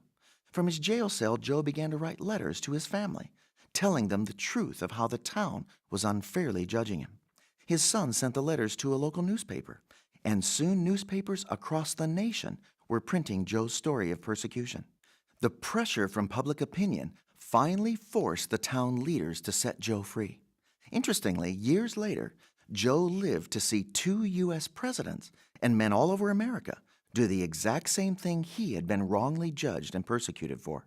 You see, during that time in America, people believed that all respectable men were clean-shaven, and Joe Palmer had dared to wear a beard. It's so true. You can't judge a book by its cover. Unfortunately, some people's beliefs go only skin deep. They just follow what others tell them is right and wrong, instead of thinking for themselves and looking deeper for what's really true and important in life. Joe's town was a perfect example of the blind leading the blind.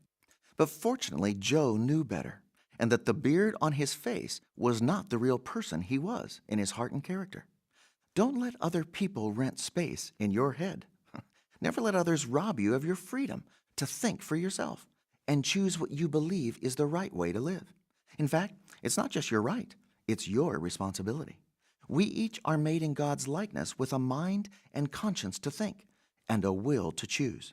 So won't you take the time now to think through all the evidence of Jesus' life, teaching, miracles, and resurrection, and see that it makes sense to live your Maker's way? Just think a minute.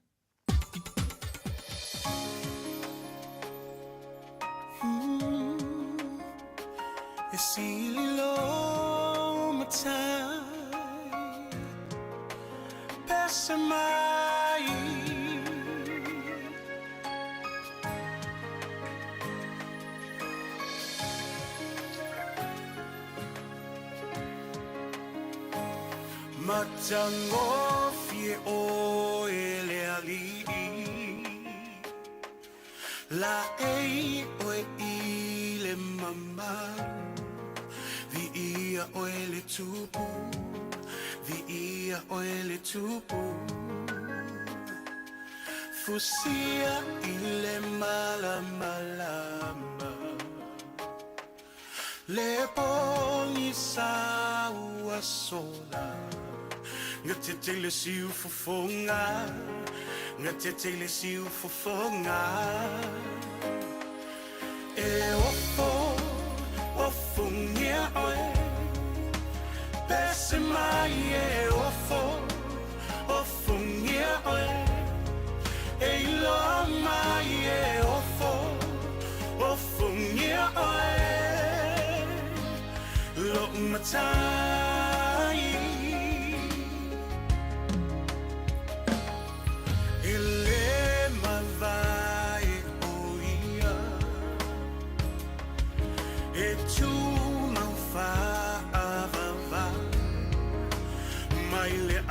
Tanga e oile ngata anga le atua toluta si pa ia tama le alo le ngata le ona mata utia le mamwena fasia e ofo ngia oe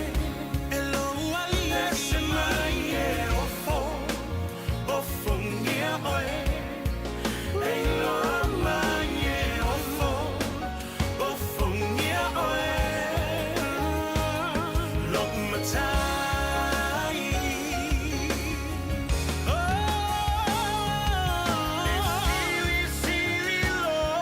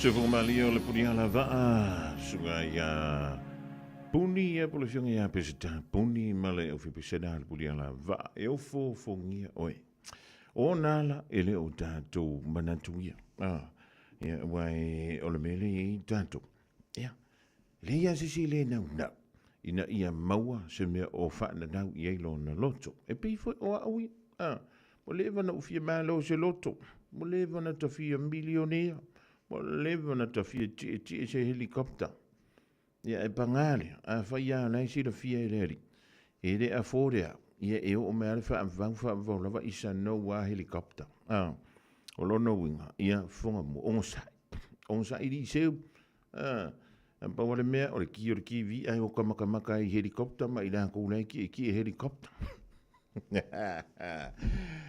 o lewa antoi sfulumi mala afa medu tona tā leo le tula e wha i le nei fo i vaenga o le fiafi le tutua wha a wang o le radio Samoa tasi lima i va tolu mo a whi o le mutua e mafuta mai le nei vaenga o le aso le tātou porkalami malo a mai o le nei vaenga o le au uli po le nei fo i tima le fifi oka le su sulu mai o le la pe ya la foko aki ale ki al sulu le au uli por ki al kasi tele mai lo antu la fo po fa pe i mai le ma fa na po vevela ya wala mtu vai tu ai fo le malu lu mai nei la la aula ya antonua onai malu lu e fo matato e tau fa vela kuka ia po le nai tonu al fulisa ia le pepa moa ia po le pepa ma moi ia po le apa tayo ia po lau pusa pisu po langa mo mal fal kama sa saanga awa lavangi vela leila lisa pi e u fo le ai makale lisa kama saanga e ia ko ke fai me le vela va pinga va mol Radio Samoa Tasilima Ivatolu Amo Radio Samoa Tasilima Ivatolu Wana whai o na awina atu le polokalame, ale awa uli mafufunga mua. O na o le lango maalosi ale Galaxy Childcare. Vili mai loa, le o lua tasi, o valutolu, lua fitu, lua iwa fitu. E resitala aila walo. O lewa tawalunga tu i ima le tautu mo i Samoa le ria so for brainle o le asinga ngana ua le tauta mali i le tātou mafutanga. I Samoa ele turu pele ma e matua anti anto emalo titi whaitama. Ele ia stau tai ele asaso na whaiva ma se mau ye fo le teimi tache nau na wai ia e pe la ve ai le penga fo le amu ia pe se fo le maungo fa nga ia le bena e o mai ia nga o ia under size tete en tole tu lo to so fu mo le man to wola le rava is fota to fisile fai e longa o pe anga longa le le polo kalame o oe ma le tu la fono a to ai ia ma le fionga ia le antoa pe se ta savea ya male sunga le santini atu marvao siki ashu ola mfaileo na efa funga ye se taimi ele o toi mamau tala mai au se talia e le tau le fai le fifine ya ona suia i leo le na fo ya masuia i fo ele tau polkala me fa wow nganga i fo faiva le fionga ya le atoa ya bo le fionga ya pesta savea se yo le tala fitu le fia na ne alo vantu madatua o to fala au le peli sulla mai molino le tai tu pizzo ia pia si o utaula manaya e fe pula fi mai le sau o ata uma o fetu o le lani e solo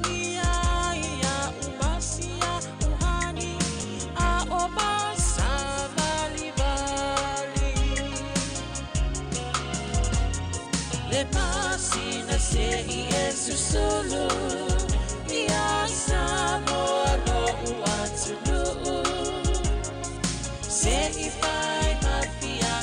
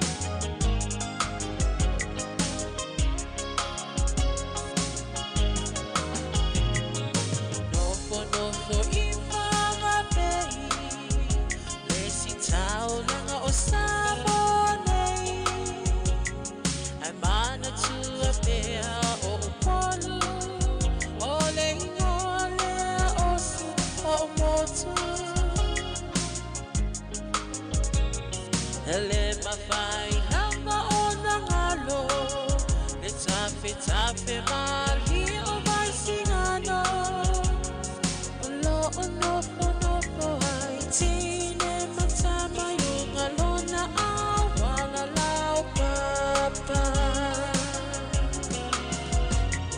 le pasina se I esu solo ia samo alo uatulu